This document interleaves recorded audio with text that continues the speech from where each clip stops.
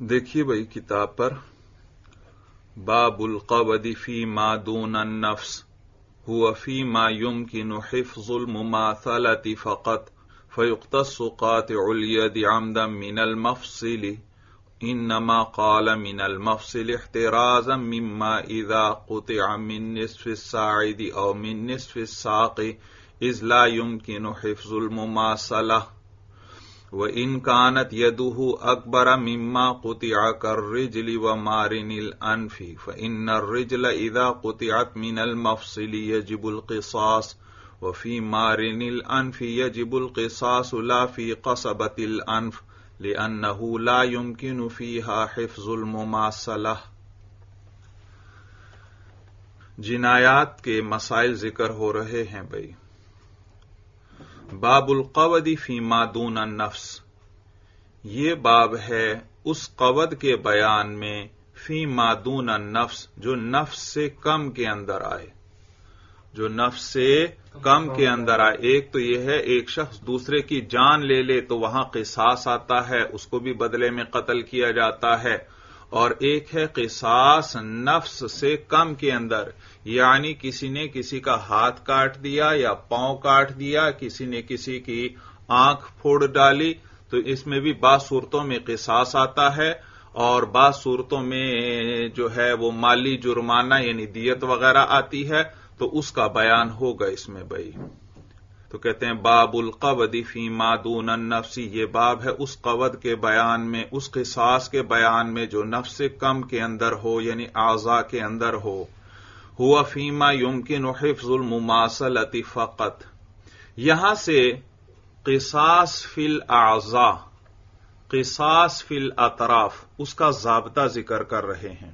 ضابطہ یہ ہے کہ قصاص فی الاعضاء تبھی آئے گا جہاں مماثلت ہو سکے، جہاں مماثلت کی رعایت رکھی جا سکے، یعنی جتنا نقصان مجرم نے کیا ہے اس کو بھی اتنا ہی نقصان ہو، تو اس کی بنیاد مماثلت پر ہے۔ کس پر ہے؟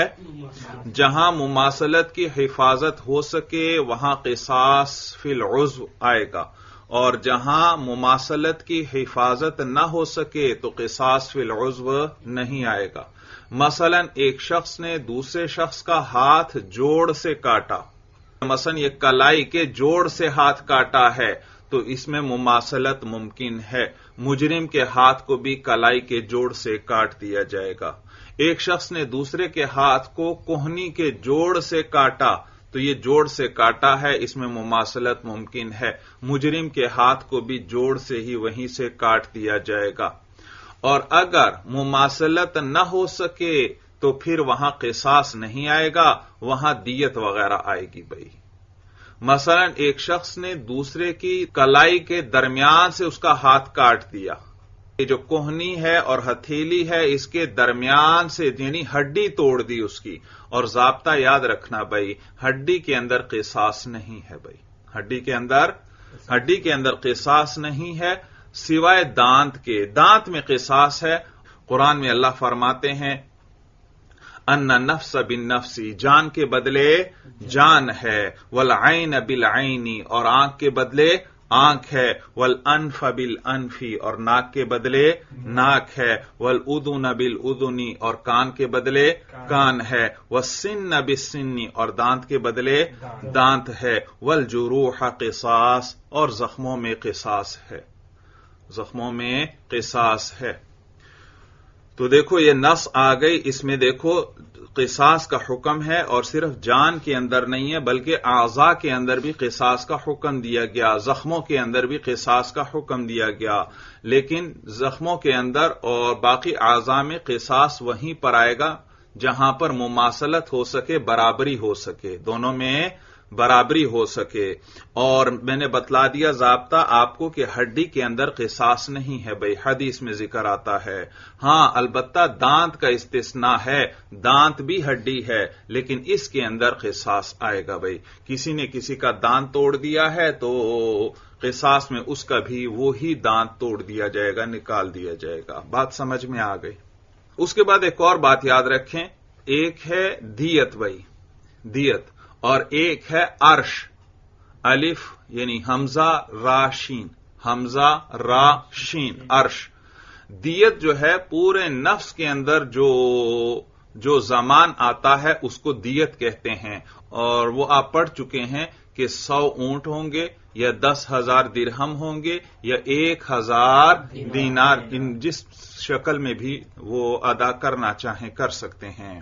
البتہ یہ جو نفس سے کم کے اندر جو زمان آتا ہے اس کو عرش کہتے ہیں. عرش جیسے بھائی ہاتھ کی دیت جو ہے یا ہاتھ کا عرش جو ہے وہ 50 اونٹ ہیں. 50 اونٹ دونوں ہاتھ کاٹ دیے تو گویا جن سے نفع ہی ختم کر دیا. یہ دیتوں کا باب آ رہا ہے، آگے خوب تفصیل وہاں بھی ذکر ہو جائے گی بھائی. تو بس یہاں اتنا یاد رکھیں کہ نفس سے کم یعنی اعضاء کے اندر جو مالی جرمانہ آتا ہے اس کو عرش کہتے ہیں، اور پورے نفس میں جو مال النواجب ہوتا ہے اس کو دیت کہتے ہیں. ہاں یہ ایک دوسرے کی جگہ بھی استعمال ہو جاتے ہیں، کبھی عرش ہی کو دیت بھی کہہ دیتے ہیں اور کبھی دیت کو ہی عرش بھی کہہ دیتے ہیں.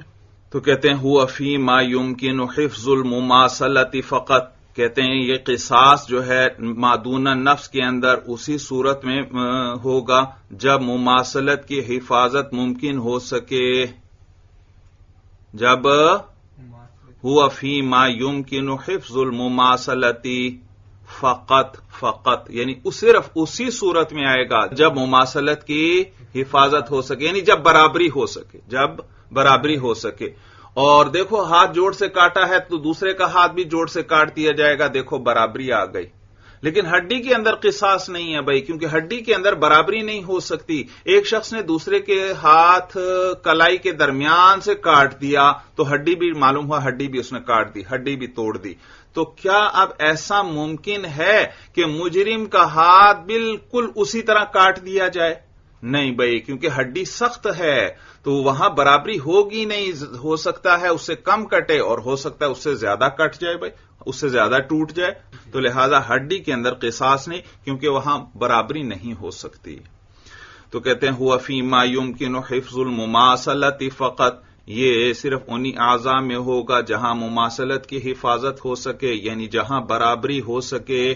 فیقتص قاطع الید عمدا من المفصل، تو بس قصاص لیا جائے گا قاطع الید عمدن جان بوجھ کر ہاتھ کو کاٹنے والے سے، من المفصل، مفصل کہتے ہیں جوڑ کو بھائی، یہ ہڈیوں کے جو جوڑ ہیں یہ مفصل کہلاتے ہیں.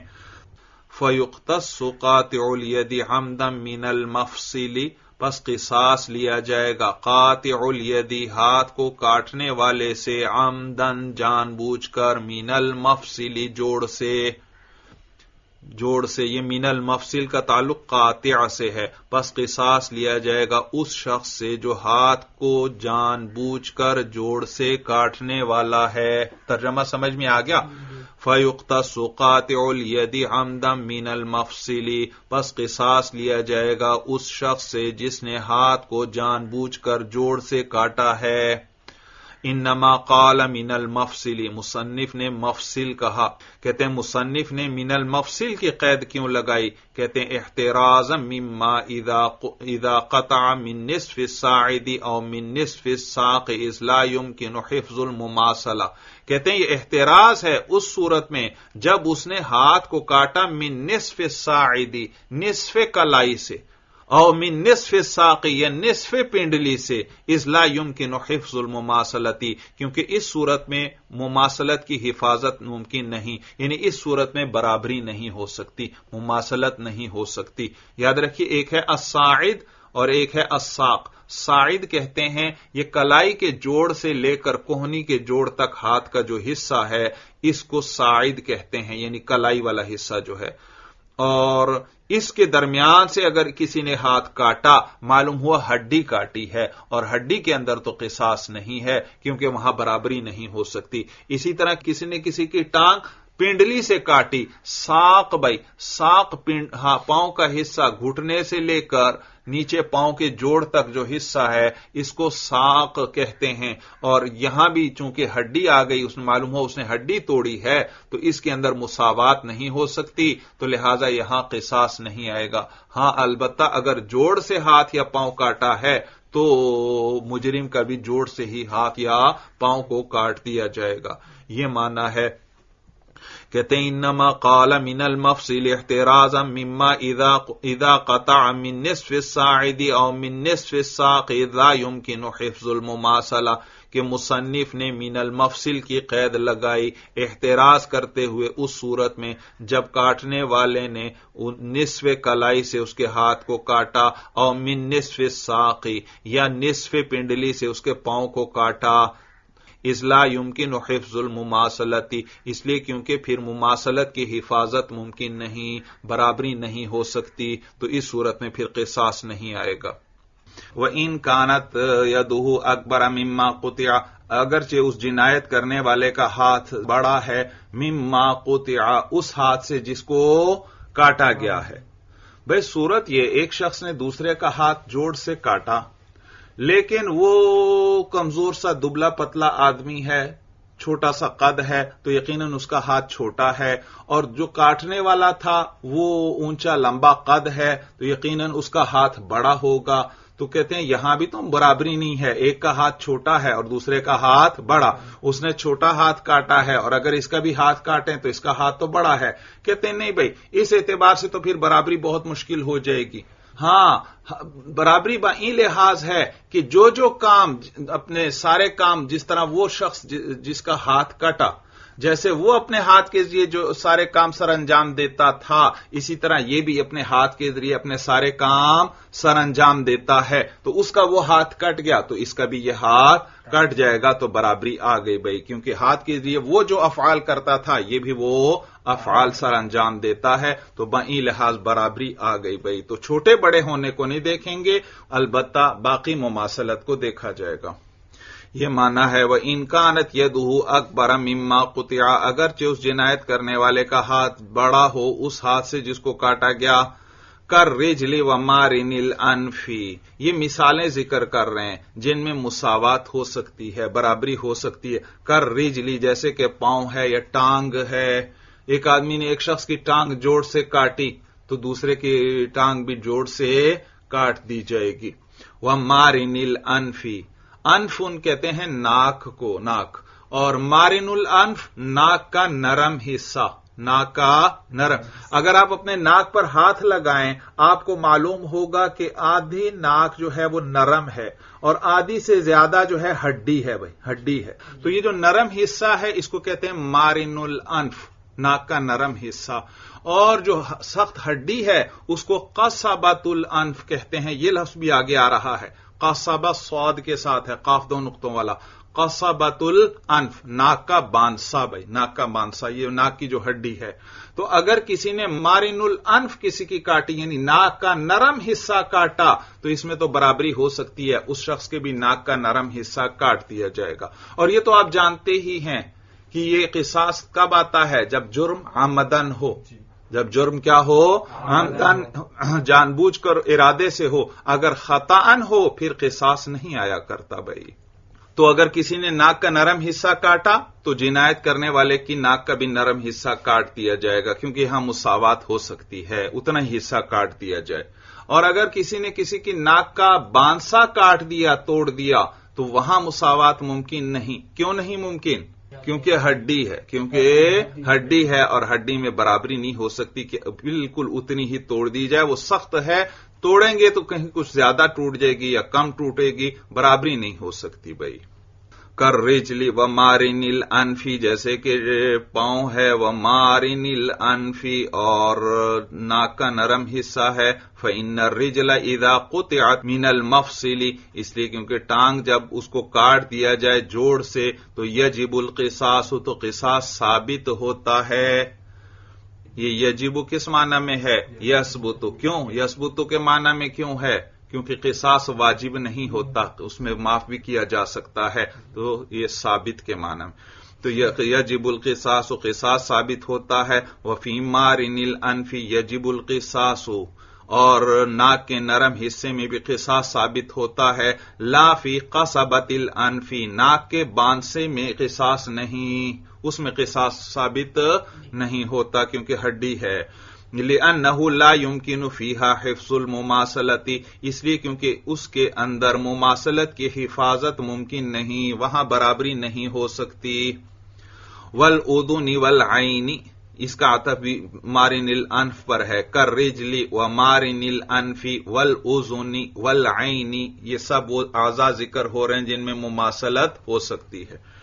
والأذن، اور جیسے کہ کان ہے، والعین، اور جیسے کہ آنکھ ہے، اذا ضربت فذهب ضوءها، اب صورت بتلا رہے ہیں بھائی، یاد رکھو بھائی، آنکھ کے اندر بھی اس صورت میں قصاص آئے گا جب برابری ہو سکے، اور جہاں برابری نہیں وہاں قصاص بھی نہیں۔ تو اس میں کئی صورتیں ذکر کریں گے۔ ایک صورت یہ کہ ایک شخص نے دوسرے کو ضرب ایسی لگائی کہ اس کی آنکھ ہی اکھاڑ ڈالی، آنکھ ہی اکھاڑ ڈالی۔ کیا معنی اکھاڑ ڈالی؟ یعنی آنکھ جو ہے حلقے سے باہر نکال دی، آنکھ حلقے سے باہر نکال دی، تو کہتے ہیں اس میں مماثلت نہیں ہو سکتی کہ اس کو ایسی ضرب لگائی جائے کہ اس کی آنکھ بھی کیا ہے، حلقے سے باہر نکل آئے، تو یہاں مماثلت نہیں ہو سکتی، لہذا یہاں قصاص نہیں۔ ہاں، ایک شخص نے دوسرے کی آنکھ پھوڑ ڈالی، اس کا ڈیلا ہی ختم کر دیا، تو یہاں مماثلت ہو سکتی ہے، اس کی بھی آنکھ پھوڑ دی جائے گی۔ آنکھ تو نرم سی ہے، وہ تو ذرا سی کوئی چیز لگے گی وہ تو ختم ہو جائے گی، تو یہاں مماثلت ہو سکتی ہے، اس کی آنکھ بھی ختم کر دی جائے گی۔ اور تیسری صورت ہے، ایک شخص نے کسی کی آنکھ پر مارا اور آنکھ تو سلامت ہے، آنکھ کی بینائی چلی گئی، آنکھ کی بینائی چلی گئی، تو کیا اب قصاص آئے گا؟ کہتے ہیں ہاں بھائی، اس کی بھی آنکھ کی بینائی ختم کر دی جائے گی۔ اور طریقہ اس کا بتلائیں گے کہ طریقہ یہ ہے کہ اس کے چہرے پر اور دوسری آنکھ کے اوپر گیلی یعنی تر روئی رکھ دی جائے گی، اور وہ جو ایک آنکھ ہے جس کی بینائی ختم کرنی ہے، اس کے سامنے ایک آئینے کو خوب گرم کر کے لایا جائے گا، تو بے انتہا چمکدار چیز جب آنکھ کے سامنے آئے ایک دم، تو آنکھ کی بینائی ختم ہو جاتی ہے۔ چنانچہ اسی لیے کہتے ہیں عین دوپہر کے وقت سورج کی طرف نہیں دیکھنا چاہیے، کیونکہ آنکھوں کو سخت نقصان ہوتا ہے، حتیٰ کہ بینائی جانے کا بھی خطرہ۔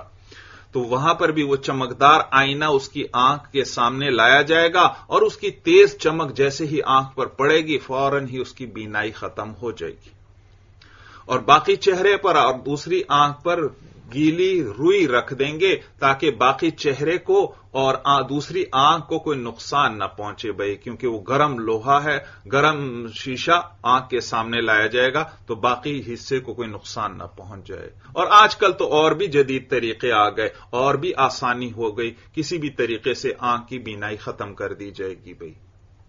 تو کہتے ہیں والأذن، اور جیسے کہ کان ہے، والعین، اور آنکھ ہے، اذا ضربت، جب اس کو ضرب لگائی جائے، فذهب ضوءها، تو اس کی بینائی چلی گئی، جب اس کو ضرب لگائی گئی اور اس کی فذهب ضوءها، تو اس کی روشنی چلی گئی، یعنی اس کی بینائی چلی گئی، وهي قائمة، اس حال میں کہ آنکھ موجود ہے، آنکھ موجود ہے، فيجعل على وجهه قطن رطب، تو رکھا جائے گا اس کے چہرے پر قطن رطب، گیلی روئی بھائی، تر روئی، بھیگی ہوئی روئی، وَيُقَابَلُ عَيْنُهُ بِمِرْآتٍ مُحْمَاتٍ، اور مقابل کیا جائے گا اس کی آنکھ کو بِمِرْآتٍ مُحْمَاتٍ، مرآت کہتے ہیں آئینہ، آئینہ شیشہ جس میں آپ اپنی صورت دیکھتے ہیں، محمات گرم کیا ہوا، وَتُقَابَلُ عَيْنُهُ بِمِرْآتٍ مُحْمَاتٍ، اور اس کی آنکھ کو سامنے لایا جائے گا ایک خوب گرم آئینے کے سامنے اس کی آنکھ کو لایا جائے گا، تو اس طرح اس کی بینائی چلی جائے گی۔ اور یاد رکھنا مرآت سے آئینہ ہی نہیں مراد، مرآت سے آئینے جیسا شفاف لوہا مراد ہے، کیونکہ آئینے کو تو گرم کریں گے وہ تو ٹوٹ جائے گا بھائی، ہاں تو لوہا ہے، لیکن اس کو جیسے آج کل تو بالکل آسانی ہو گئی، ہر طرح کی چیزیں بنتی ہیں، ایسا لوہا جو آئینے جیسا ہو اس کو خوب گرم کر کے چمکدار ہو جائے گا، سرخ ہو جائے گا، اس کو اس کی آنکھ کے سامنے ایک دم لائیں گے تو اس کی بینائی ختم ہو جائے گی۔ طریقہ سمجھ میں آیا؟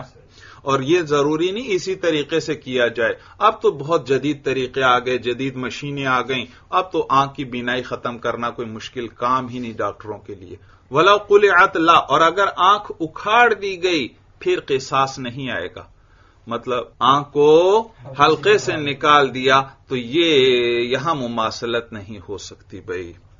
اذ فی القلع لا تمکن رعایت المماثلت، اذ فی القلع کیونکہ اکھاڑنے کی صورت میں یعنی حلقے سے نکالنے کی صورت میں مماثلت کی رعایت ممکن نہیں ہے، یعنی برابری نہیں ہو سکتی۔ وَكُلِّ شَجَّةٍ تُرَاعَى فِيهَا الْمُمَاثَلَةُ، اور اسی طرح ہر ایسے زخم میں کہ تُرَاعَى فِيهَا الْمُمَاثَلَةُ جس میں مماثلت کی رعایت ہو سکے۔ شجتن، یاد رکھیے ایک ہے شجتن اور ایک ہے جراحتن۔ شجتن بھی زخم کو کہتے ہیں، جراحتن بھی زخم کو کہتے ہیں، لیکن شجتن خاص طور پر اس زخم کو کہا جاتا ہے جو چہرے یا سر پر لگے۔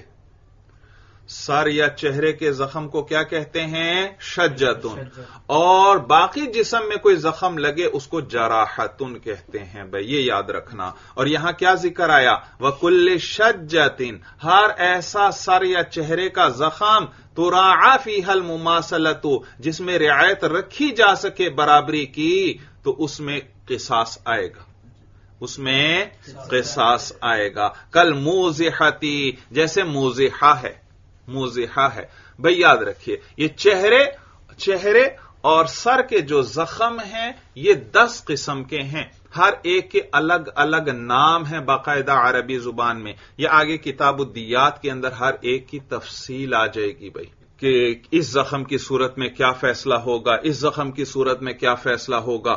تو انہی میں سے ایک زخم کا نام موزحہ ہے، موزحہ، اور موزحہ نام سے ہی پتہ چل رہا ہے، واضح کرنے والا۔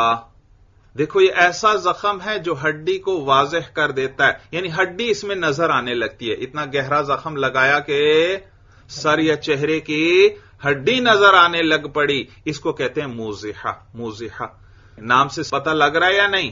واضح کر رہا ہے ہڈی کو، یعنی اس کو کھول رہا ہے۔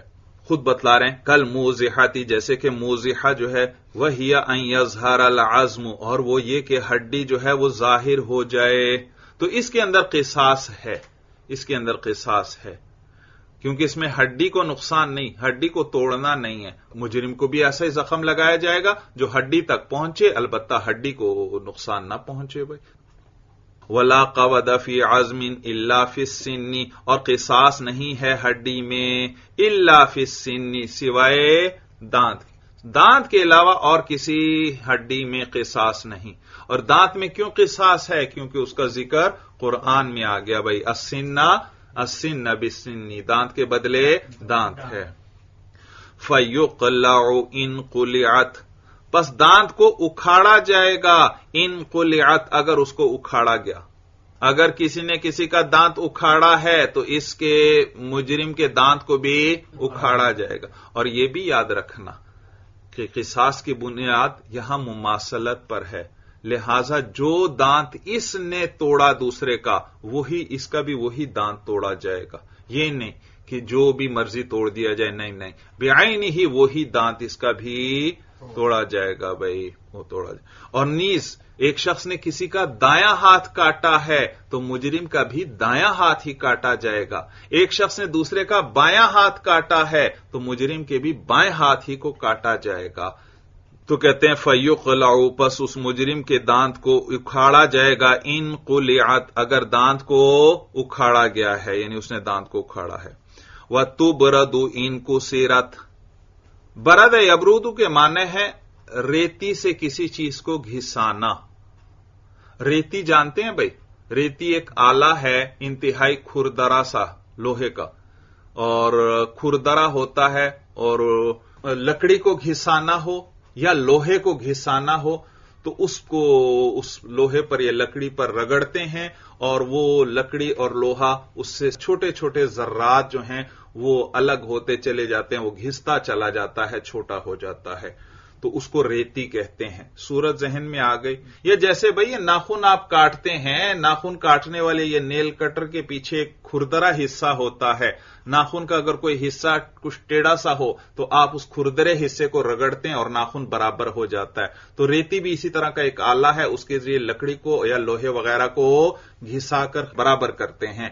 تو یہاں پر بھی اب اس نے دانت توڑا ہے، پہلے کیا تھا؟ جڑ سے نکالا تھا، تو اس کے بھی دانت کو جڑ سے نکال دیا جائے گا۔ اور اگر کسی نے کسی کے دانت کو توڑ دیا، یعنی آدھا دانت رہ گیا، آدھا ٹوٹ گیا، تو اس صورت میں اس مجرم کے ساتھ بھی اسی طرح اس کا آدھا دانت جو ہے توڑا جائے گا۔ اب اور تو کوئی صورت نہیں توڑنے کی، اگر ویسے توڑیں گے تو کہیں ایسا نہ ہو سارا ہی ٹوٹ جائے، تو پھر ریتی کے ذریعے اس کو گھسایا جائے گا، ختم اتنا ہی حصہ اس کا ختم کر دیا جائے گا جتنا اس نے دوسرے کا حصہ، دانت کا حصہ ختم کیا تھا۔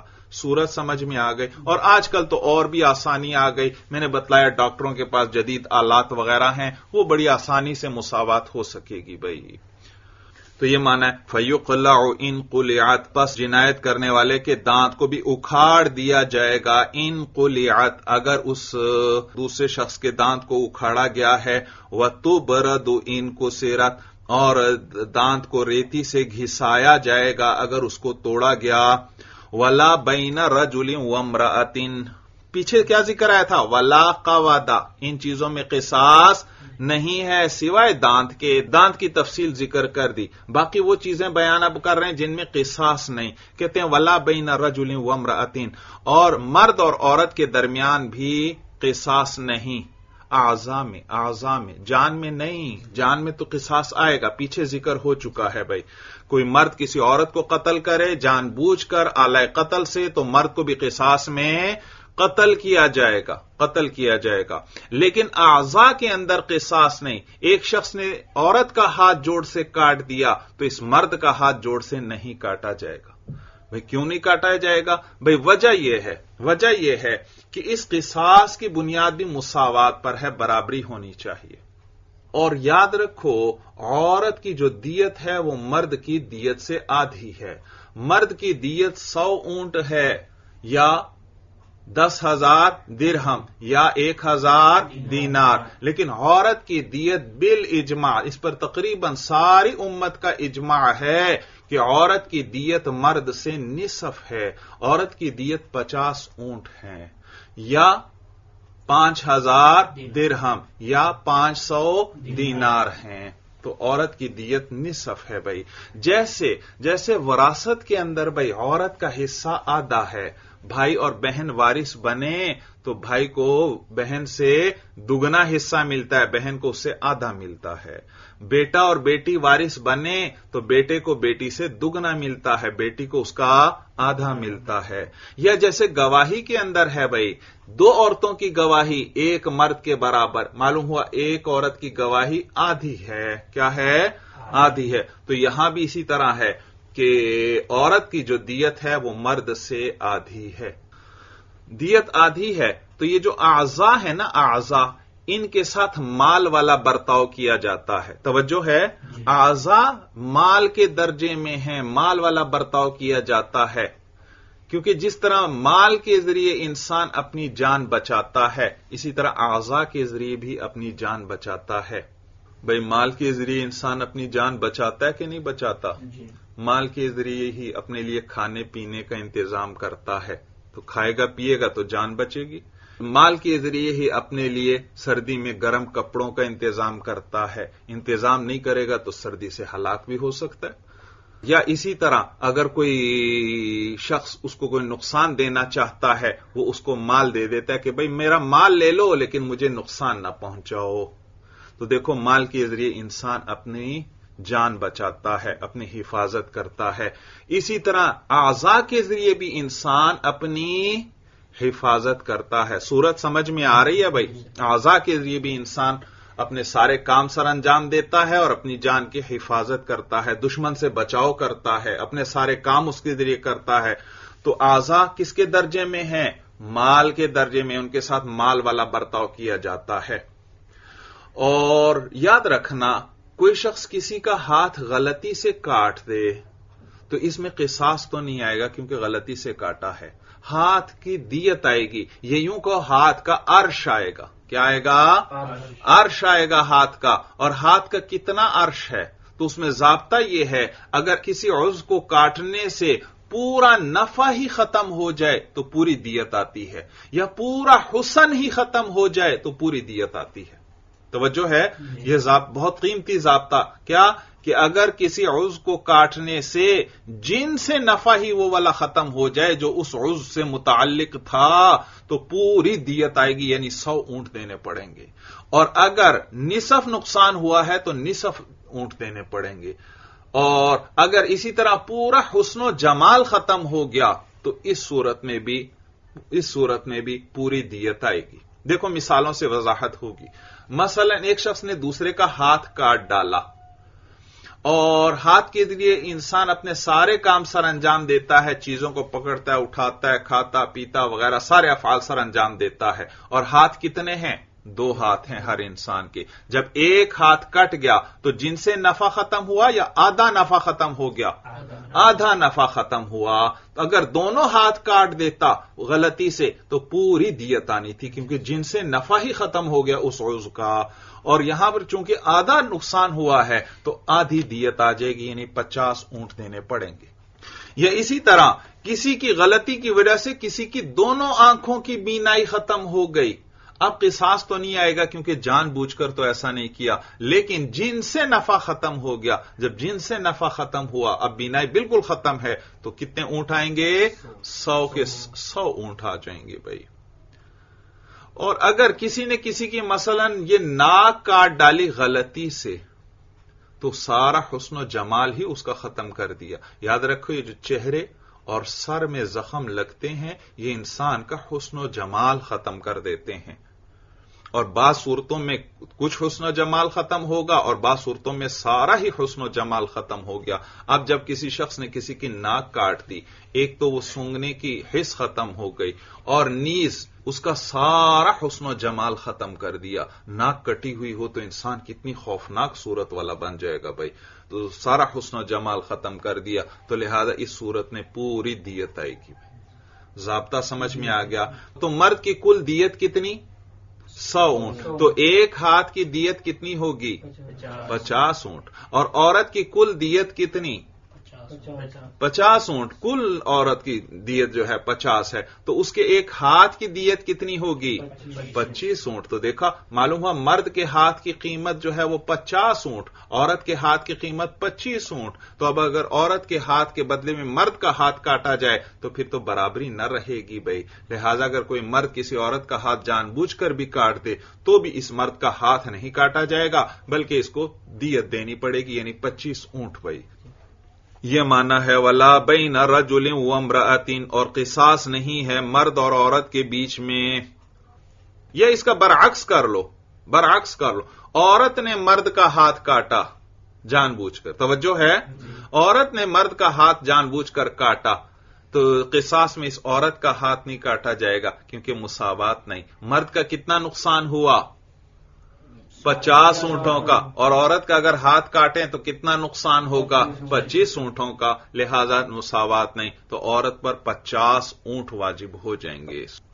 یہ ماننا ہے وَلَا بَيْنَ رَجُلٍ وَامْرَأَةٍ، اور قصاص نہیں ہے مرد اور عورت کے بیچ میں، وَبَيْنَ حُرٍّ وَعَبْدٍ، اور قصاص نہیں ہے آزاد اور غلام کے درمیان۔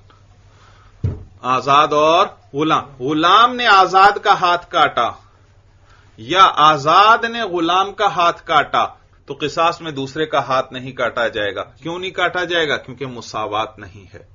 مرد کا اگر ہاتھ کاٹا ہے تو مرد کے ہاتھ کی قیمت تو 50 اونٹ ہے، اور اگر غلام کا ہاتھ کاٹا ہے تو غلام کی تو قیمتیں مختلف ہوتی ہیں، توجہ ہے، غلام کی تو قیمتیں مختلف ہیں تو اس کے ہاتھ کی قیمت بھی مختلف ہو گئی، لہذا مساوات نہیں ہے۔ تو کہتے ہیں وَبَيْنَ حُرٍّ وَعَبْدٍ، اور آزاد اور غلام کے درمیان بھی قصاص نہیں ہے۔ وَبَيْنَ عَبْدَيْنِ فِي الطَّرَفِ، اور 2 غلاموں کے درمیان بھی الطرف میں یعنی عضو میں قصاص نہیں ہے.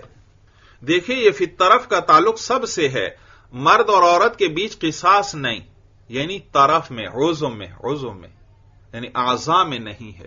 جان میں ہے بھائی قصاص، مرد کو عورت کے بدلے اور عورت کو مرد کے بدلے قتل کیا جائے گا اگر جان لی ہے ایک نے دوسرے کی جان بوجھ کر آلائے قتل سے. لیکن یہاں بات کس کی ہو رہی ہے؟ فی الطرف عضو میں یعنی اعضاء میں. اور اسی طرح آزاد اور غلام کے درمیان بھی قصاص نہیں ہے اعضاء میں، اور اسی طرح دو غلاموں کے درمیان بھی قصاص نہیں ہے فی الطرف عضو میں یعنی اعضاء میں. بھائی کیوں نہیں؟ دو غلاموں میں کیوں نہیں قصاص؟ کہتے ہیں اس لیے کیونکہ غلاموں کی قیمت مختلف ہوتی ہے، ایک غلام کی قیمت اور ہوگی، دوسرے کی قیمت اور ہوگی، لہذا مساوات نہیں، برابری نہیں. اس پر اشکال ہوتا ہے کہ بھائی ہو سکتا ہے دو غلاموں کی قیمت برابر ہو بالکل، تو پھر تو ایک نے دوسرے کا ہاتھ جان بوجھ کر کاٹا ہے تو اس کے ہاتھ کو بھی جان بوجھ کر کاٹنا چاہیے. بھائی کہتے ہیں بھائی جو قیمت آپ لگاتے ہیں وہ کوئی قطعی ہوتی ہے یا اندازے سے ہوتی ہے؟ اندازے سے تاجر قیمت لگاتے ہیں تو یہاں اندازہ نہیں بھائی، یہاں تو پوری مماثلت چاہیے. بھائی ھذا عندنا یہ ہمارے نزدیک ہے، وعند الشافعی رحمہ اللہ تعالی یجب القصاص، امام شافعی رحمہ اللہ کے نزدیک قصاص ثابت ہوگا ان سب صورتوں میں، الا اذا قطع الحر طرف العبد، ہاں مگر اس صورت میں کہ جب آزاد آدمی جو ہے وہ غلام کا عضو کاٹ دے تو پھر قصاص نہیں، یعنی آزاد کے ہاتھ کو نہیں کاٹا جائے گا کیونکہ مساوات نہیں ہے. فَإِنَّهُ لَا قِصَاصَ عِندَهُ أَيْضًا، تو پس ان کے نزدیک جو ہے قصاص نہیں ہے، یعنی اس صورت میں ان کے نزدیک بھی قصاص نہیں ہے. وَإِنَّمَا لَا يَجْرِي الْقِصَاصُ عِندَنَا، ہمارے نزدیک ان تمام صورتوں میں قصاص جاری نہیں ہوتا، لِأَنَّ الْأَطْرَافَ يُسْلَكُ بِهَا مَسْلَكَ الْأَمْوَالِ، اس لیے کیونکہ اعضاء جو ہوتے ہیں یسلک بہا مسلک الاموال، ان کے ساتھ مال والا معاملہ کیا جاتا ہے، ان کے ساتھ مال والا سلوک کیا جاتا ہے، تو لہذا برابری نہیں ہوگی یہاں، تو اس لیے نہیں. فتنعدم المماثلۃ بالتفاوت فی القیمت، تو مماثلت یعنی برابری جو ہے وہ معدوم ہو جائے گی بوجہ فرق ہونے کے قیمت میں فرق کی وجہ سے برابری معدوم ہو جائے گی، اس لیے یہاں قصاص نہیں آئے گا. ولا فی قطع ید من نصف الساعد، اور نصف کلائی سے ہاتھ کاٹنے کے اندر بھی قصاص نہیں. ولا فی قطع ید من نصف الساعد، نصف کلائی سے ہاتھ کاٹنے میں بھی قصاص نہیں. میں نے بتلایا ساعد کسے کہتے ہیں؟ یہ جو کلائی کا جوڑ ہے، یہ ہاتھ اور ہتھیلی کے درمیان جو جوڑ ہے، اس جوڑ سے لے کر کوہنی کے جوڑ تک یہ درمیان والا حصہ ساعد کہلاتا ہے. اب اگر درمیان سے کسی نے کسی کا ہاتھ کاٹا تو اس میں قصاص نہیں آئے گا. کیوں نہیں آئے گا؟ کیونکہ اس میں ہڈی آ گئی، ہڈی معلوم ہوا ہڈی توڑی ہے، اور ہڈی کے اندر تو قصاص نہیں ہے. یہ معنی ہے ولا فی قطع ید من نصف الساعد، اور قصاص نہیں ہے کسی ہاتھ کو کاٹنے میں نصف کلائی سے. وجائفۃ بریئت، اور قصاص نہیں ہے ایسے جائفہ میں بریئت جو ٹھیک ہو جائے، جو صحیح ہو جائے.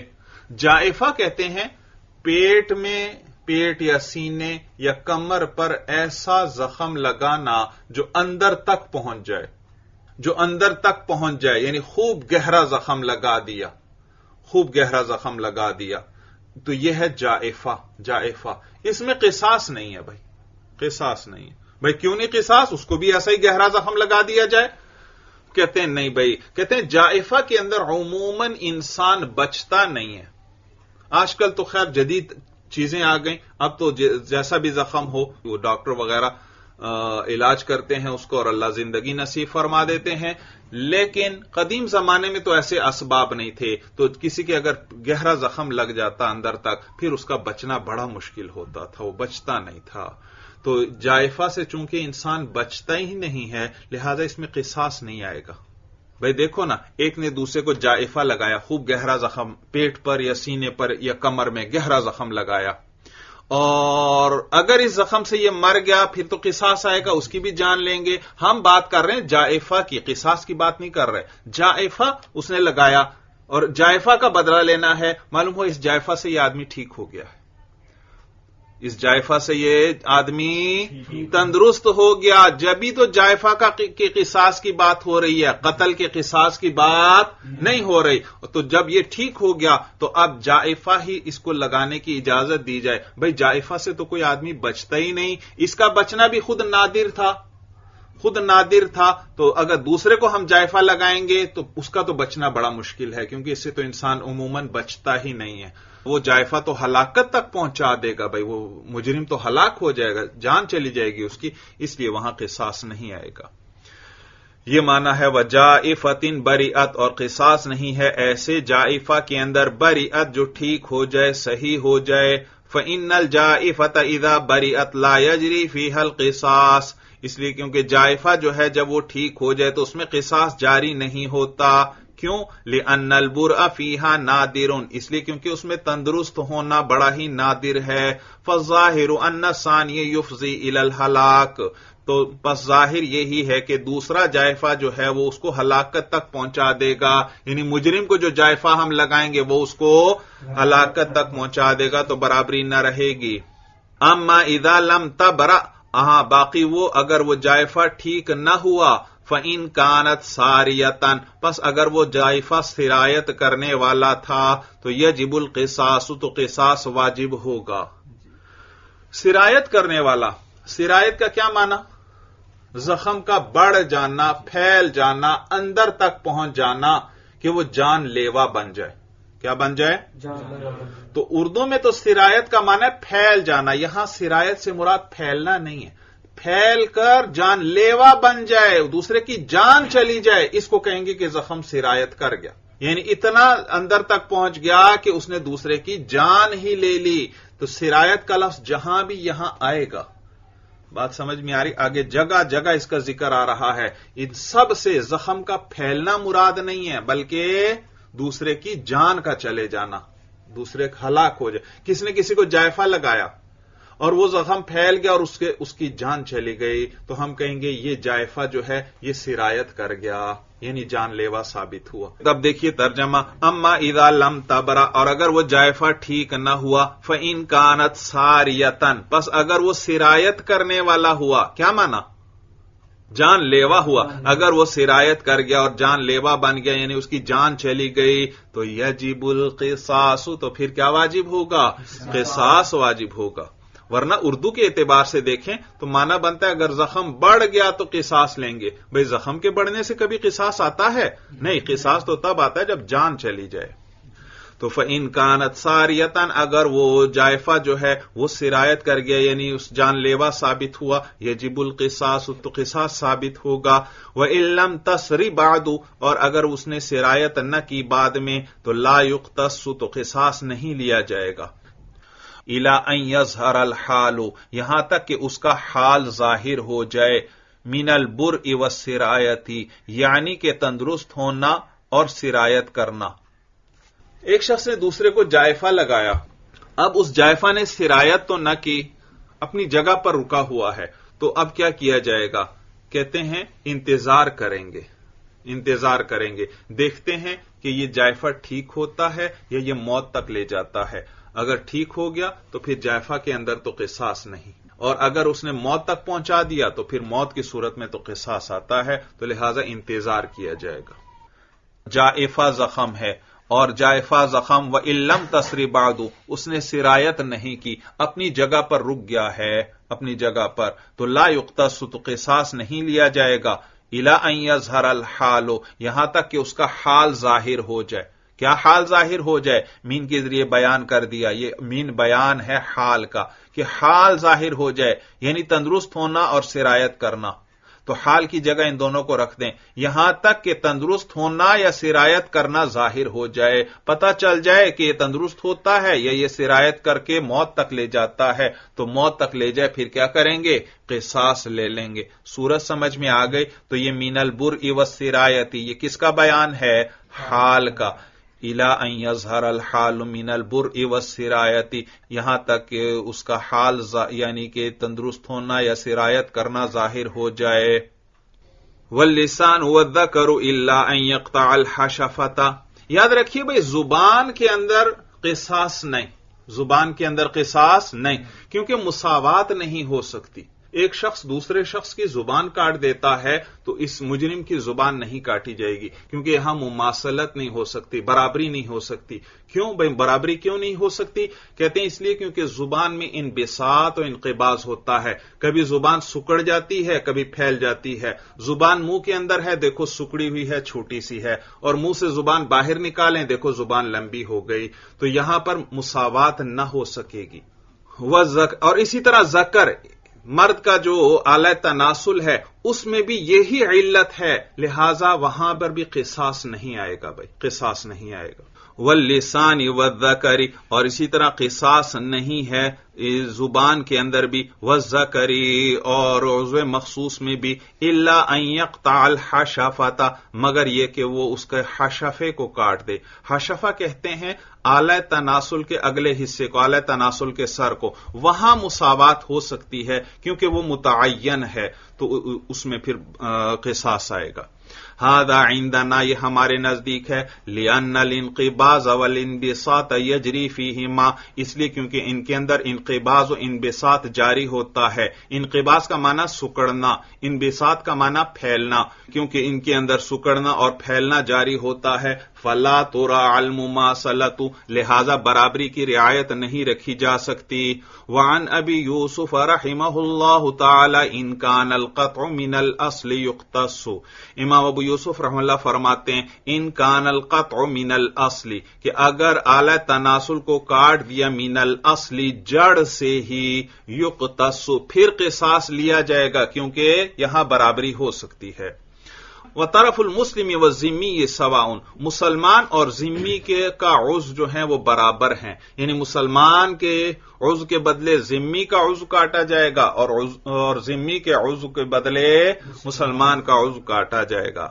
وخیر المجنی علیہ ان کانت ید القاطع شلاء او ناقصۃ باصبع او الشجۃ لا تستوعب ما بین قرنی الشاج واستوعب ما بین قرنی المشجوج. صورت مسئلہ یہ بھائی، ایک شخص نے دوسرے شخص کا دایاں ہاتھ کاٹ دیا، اور جو مجرم ہے اس کا دایاں ہاتھ شل ہے.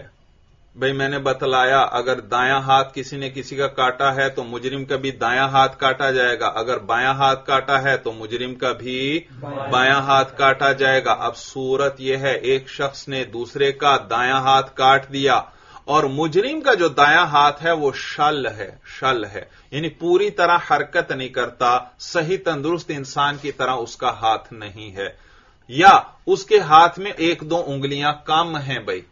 تو اب کیا قصاص آئے گا؟ قصاص بھی آ جائے پھر تو برابری نہیں ہو سکتی بھائی. اس نے اس کا بالکل صحیح سلامت ہاتھ کاٹا ہے اور اس کا ہاتھ تو کچھ شل ہے یا اس کی انگلیاں کم. کہتے ہیں ہاں بھائی یہاں مماثلت نہیں ہو سکتی. تو اس صورت میں جو مجنی علیہ ہے، جس پر جنایت کی گئی، اس کو اختیار ہے، وہ چاہے تو اس کا یہی ہاتھ ہی کاٹ دے، یہی شل ہاتھ کاٹ دے، یا یہی ہاتھ جس کی انگلیاں کم ہیں اسی کو کاٹ دے، یا اس کے ہاتھ کا عرش لے لے، دیت لے لے. دوسری صورت ایک شخص نے دوسرے شخص کے سر پر زخم لگایا، اور میں نے بتایا یہ سر اور چہرے پر جو زخم لگے وہ انسان کا حسن و جمال ختم کر دیتے ہیں. تو جس کو زخم لگایا سر پر، وہ ایسا زخم لگایا کہ ایک بالشت کا زخم لگایا. ایک بالشت بھائی، یعنی بالشت جانتے ہو بھائی، انگوٹھے کے کنارے سے لے کر چھوٹی انگلی کے درمیان جو فاصلہ ہے اس کو بالشت کہا جاتا ہے. تو اتنا لمبا زخم اس کے سر پر لگایا، اور ایسے لگایا کہ سر کے ایک جانب سے شروع ہوتا ہے، دوسری جانب تک وہ زخم پہنچ رہا ہے. گویا دونوں طرف سے سر بدنما لگ رہا ہے، پورا سر ہی اس کا بدنما بن گیا بھائی. اور اب قصاص آیا. ایسا زخم تھا جس میں قصاص آتا تھا، اور قصاص کس میں آتا تھا؟ موضحہ میں. کس میں؟ موضحہ میں. تو اب اگر جو جنایت کرنے والا ہے، جو مجرم ہے، اس پر بھی اتنا ہی زخم لگایا جائے تو وہ زخم سر کے ایک کنارے سے دوسرے کنارے تک نہیں پہنچتا. معلوم ہوا جس کو زخم لگایا گیا اس کا سر چھوٹا تھا، وہ ایک بالشت زخم ہی سر کے ایک کنارے سے دوسرے کنارے تک پہنچ گیا، اور یہ جو مجرم ہے اس کا سر بڑا ہے، اگر اس کے سر پر اتنا ہی ایک بالشت والا زخم ہم لگائیں تو وہ ایک جانب سے دوسری جانب کو نہیں پہنچتا، اگر دائیں جانب سے لگائیں تو بائیں طرف کو نہیں پہنچتا، بائیں طرف لگائیں تو دائیں طرف نہیں پہنچتا۔ تو اب کیا کیا جائے؟ کہتے ہیں بھئی یہاں پر بھی مماثلت ممکن نہیں ہے، جس کا سر اس نے زخمی کیا ہے وہ جتنا بدنما بن گیا، مجرم کو اگر ہم اتنا ہی کٹ لگائیں وہ اتنا بدنما نہیں بنتا، تو برابری نہیں ہو رہی۔ تو اس صورت میں بھی اس شخص کو اختیار ہوگا، چاہے تو یہی زخم لگا لے اور چاہے تو عرش لے لے، دیت لے لے۔ یہ کہتے ہیں وَخُيِّرَ، اور اختیار دیا جائے گا، المجنی علیہ، جنا یجنی کے معنی ہے جنایت کرنا، مجنی یہ اس میں مفعول کا صیغہ ہے، جیسے مرمی بھائی، وَخُيِّرَ المجنی علیہ، اور اختیار دیا جائے گا اس شخص کو جس کے خلاف جنایت کی گئی، ان کانت ید القاطع شلاء، اگر کاٹنے والے کا ہاتھ شل تھا، او ناقصتن باصبعین، یا وہ ناقص تھا ایک انگلی سے، یعنی اس میں ایک انگلی، ایک یا دو انگلیاں اس میں کم تھیں۔ بھئی یاد رکھو پورا شل مراد نہیں، یا ساری انگلیاں ہی نہ ہوں، ایسا نہیں، ایسا نہیں۔ کیوں؟ اگر پورا ہی ہاتھ شل ہے اس کا، پھر تو اس کا کاٹنا نہ کاٹنا برابر ہے۔ بھائی بات سمجھ میں آ رہی؟ اس نے اس کا ٹھیک ہاتھ کاٹا ہے، اس کا وہ ہاتھ کاٹے وہ تو پہلے ہی بیکار ہے، کسی کام کا نہیں ہے، تو پھر اس صورت میں پھر اختیار نہیں ہوگا، پھر دیت ہی اس کو دینا پڑے گی بھائی۔ یا اسی طرح انگلی کٹی ہے، ایک دو انگلیاں کٹی ہوں تو پھر ٹھیک ہے، اور اگر ساری انگلیاں کٹی ہیں یا زیادہ کٹی ہوئی ہیں پھر تو وہ ہاتھ بالکل ہی تقریباً بیکار ہے، بڑا معمولی سا ایک چھوٹا موٹا اس سے کام کر سکتا ہے، عام کام وہ اس سے سر انجام دے ہی نہیں سکتا، تو اس کے تو کاٹنے کا کوئی فائدہ نہیں ہے، لہذا اس صورت میں پھر اختیار نہیں ہوگا، بلکہ وہاں پر پھر عرش ہی آئے گا۔ تو کہتے ہیں اگر اس کاٹنے والے کا ہاتھ شل تھا اور یا او ناقصتن باصبعین، یا اس کا ہاتھ ناقص تھا ایک انگلی سے، یعنی اس کی ایک انگلی کم تھی، تو اس میں اختیار دیا جائے گا۔ اور نیز اختیار دیا جائے گا اوشجت، اگر اس کا سر کا زخم جو ہے لا تستوعب، وہ گھیرتا نہیں ہے، استیعاب کا معنی گھیر لینا، لا تستوعب وہ گھیرتا نہیں ہے، ما بین قرنی شاج، بھئی ایک ہے شاج ایک ہے مشجوج۔ شجتن کسے کہتے ہیں؟ سر کا زخم، شاجن اس میں فاعل ہے، زخم لگانے والا، سر پر زخم لگانے والا، اور مشجوج جس کے سر پر زخم لگایا گیا ہے۔ اور ایک لفظ آ رہا ہے قرنن، قرنن، قرن یاد رکھو، قرن سینگ کو کہتے ہیں، گائے بیل بکری کے جو سینگ ہوتے ہیں سر پر ان کو قرنن کہتے ہیں، اور انسان کے تو قرن نہیں، تو قرن سے مراد ہے انسان کے سر کی جانبیں، کیونکہ سینگ بھی حیوان کے سر پر دائیں اور بائیں ہوتے ہیں نا، دونوں جانب میں ہوتے ہیں، تو اسی طرح سر کی دونوں جانب جو ہے ان کو بھی عربی میں قرنن کہتے ہیں، قرنن کہتے ہیں۔ اوشجت، اور اگر وہ زخم جو تھا وہ لا تستوعب ما بین قرنی شاجی، وہ گھیرتا نہیں ہے وہ جو درمیان میں ہے، قرنی شاجی، شاج کے دو قرنوں کے، اصل میں تھا قرنینی، یہ تسنیہ تھا نون اضافت سے گر گیا، شاج کے سر کے دو کناروں کے درمیان کو وہ زخم نہیں گھیرتا۔ ترجمہ سمجھ میں آ رہا ہے؟ اس کو پیچھے سے جوڑیں، وہ جو آیا تھا خیر المجنی علیہ، مجنی علیہ کو اختیار دیا جائے گا، ان کانت الشجۃ، اگر وہ جو اس کے سر کا زخم ہے، وہ جو زخم ہے، لا تستوعب ما بین قرنی شاجی، وہ گھیرتا نہیں ہے زخم لگانے والے سر کے دونوں کناروں کو، واستوعب ما بین قرنی المشجوجی، اس حال میں کہ اس زخم نے گھیر لیا تھا مشجوج کے سر کے دونوں کناروں کو، مشجوج کے سر کے دونوں کناروں کو اس زخم نے گھیر لیا تھا، لیکن شاج کے سر کے دونوں کناروں کو وہ زخم نہیں گھیرتا، تو اس مجنی علیہ کو، اس مشجوج کو اختیار دیا جائے گا۔ معنی سمجھ میں آ گیا؟ ای شج رجل رجلا موزحتا، یعنی زخم لگایا سر پر کسی ایک شخص نے دوسرے شخص کو، موزحتا کون سا زخم؟ موزحہ، کیونکہ اسی میں قصاص آتا ہے باقیوں میں نہیں، حتی وجب القصاص، تاکہ قصاص ثابت ہو، موزحہ لگایا کوئی اور زخم نہیں، ورنہ باقیوں میں تو قصاص نہیں ہے، حتی وجب القصاص، یہاں تک کہ قصاص ثابت ہو، والشج طولها مقدار شبر مثلا، اور وہ زخم جو تھا اس کی لمبائی جو ہے وہ ایک بالشت کی مقدار تھی مثال کے طور پر، ورأس المشجوج صغیر، اور مشجوج جو تھا اس کا سر چھوٹا تھا، استوعب الشجۃ ما بین قرنیہ، تو اس سر کے زخم نے گھیر لیا اس کے سر کے دونوں کناروں کو، یعنی دائیں طرف سے بائیں طرف وہ زخم پہنچ گیا، ورأس الشاج عظیم، اور شاج کا سر بڑا تھا، لا تستوعب الشجۃ، اس کے سر کو نہیں گھیرتا وہ والا زخم، وہی شبر ما بین قرنیہ، اور وہ کتنا ہے، وہ زخم کتنا ہے، وہی شبر ما بین قرنیہ، وہ ایک بالشت ہے سر کی دو جانبوں کے درمیان، یہ زخم اس کے سر کو، بھائی پیچھے آیا نا لا تستوعب الشجۃ، وہ زخم اس کے سر کو نہیں گھیرتا، بھائی کون سا وہ زخم، کہتے ہیں وہی شبر ما بین قرنیہ، وہ ایک بالشت کا زخم جو اس کے سر کے دونوں کناروں کے بیچ ہو، وہ زخم اس کے نہیں گھیرتا۔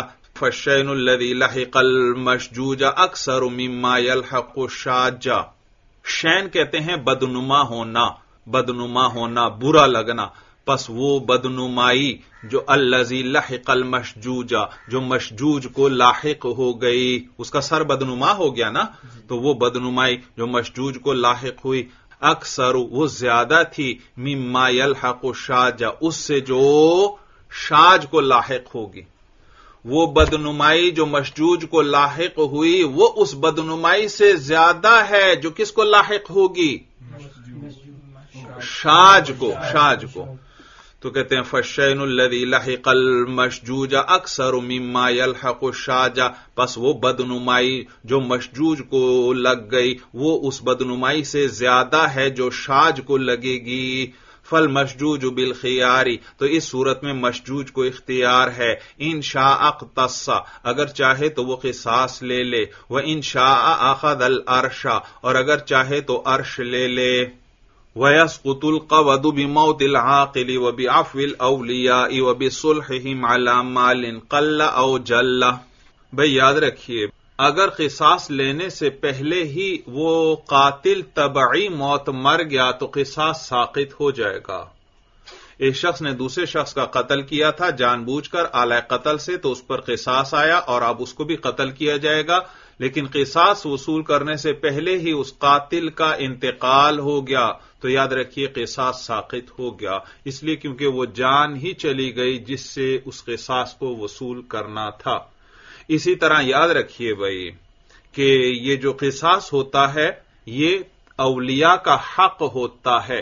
اب اگر ایک شخص کے 2 یا 3 یا 4 اولیاء ہیں بھائی مقتول کے، مثلا 3 بیٹے ہیں یا 4 بیٹے ہیں، تو ان چاروں کا حق ہے، اور ان میں سے اگر ایک بھی معاف کر دے تو قصاص ساقط ہو جائے گا، قصاص ساقط ہو جائے گا۔ یہ ان میں سے ایک بھی مال کے بدلے صلح کر لے تو باقیوں کا بھی قصاص ساقط ہو جائے گا، البتہ اس میں پھر ان کا حصہ دیت کے اندر آئے گا، تفصیل آگے آ رہی ہے۔ دیکھیے بھائی وَيَسْقُطُ الْقَوَدُ بِمَوْتِ الْقَاتِلِ، اور قصاص جو ہے وہ ساقط ہو جاتا ہے قاتل کی موت کی وجہ سے کہ اگر وہ مر جائے، وَبِعَفْوِ الْأَوْلِيَاءِ، اور اولیاء کے معاف کر دینے سے، اولیاء اگر معاف کر دیتے ہیں تو قصاص ساقط ہو گیا، وَبِصُلْحِهِمْ عَلَى مَالٍ، اور ان کے مال پر صلح کرنے کی وجہ سے، قَلَّ أَوْ جَلَّ، مال تھوڑا ہو یا زیادہ، جتنے مال پر بھی وہ صلح کرنا چاہیں کر سکتے ہیں۔ دیت تو ہے 100 اونٹ، لیکن اگر وہ 20 اونٹوں پر صلح کرتے ہیں تو 20 ہی لازم ہو جائیں گے قاتل پر، اور اگر وہ 500 اونٹوں پر صلح کرتے ہیں تو قاتل پر 500 لازم ہو جائیں گے بھائی، یہ معنی ہے۔ اور قصاص ساقط ہو جاتا ہے بصلحہم، ان اولیاء کی صلح کرنے کی وجہ سے، علی مال، ایسے مال پر، قل او جل، جو تھوڑا ہو یا زیادہ، ویجب حالا، اور یہ جو مال واجب ہوتا ہے صلح کی وجہ سے یہ حالی ہوتا ہے۔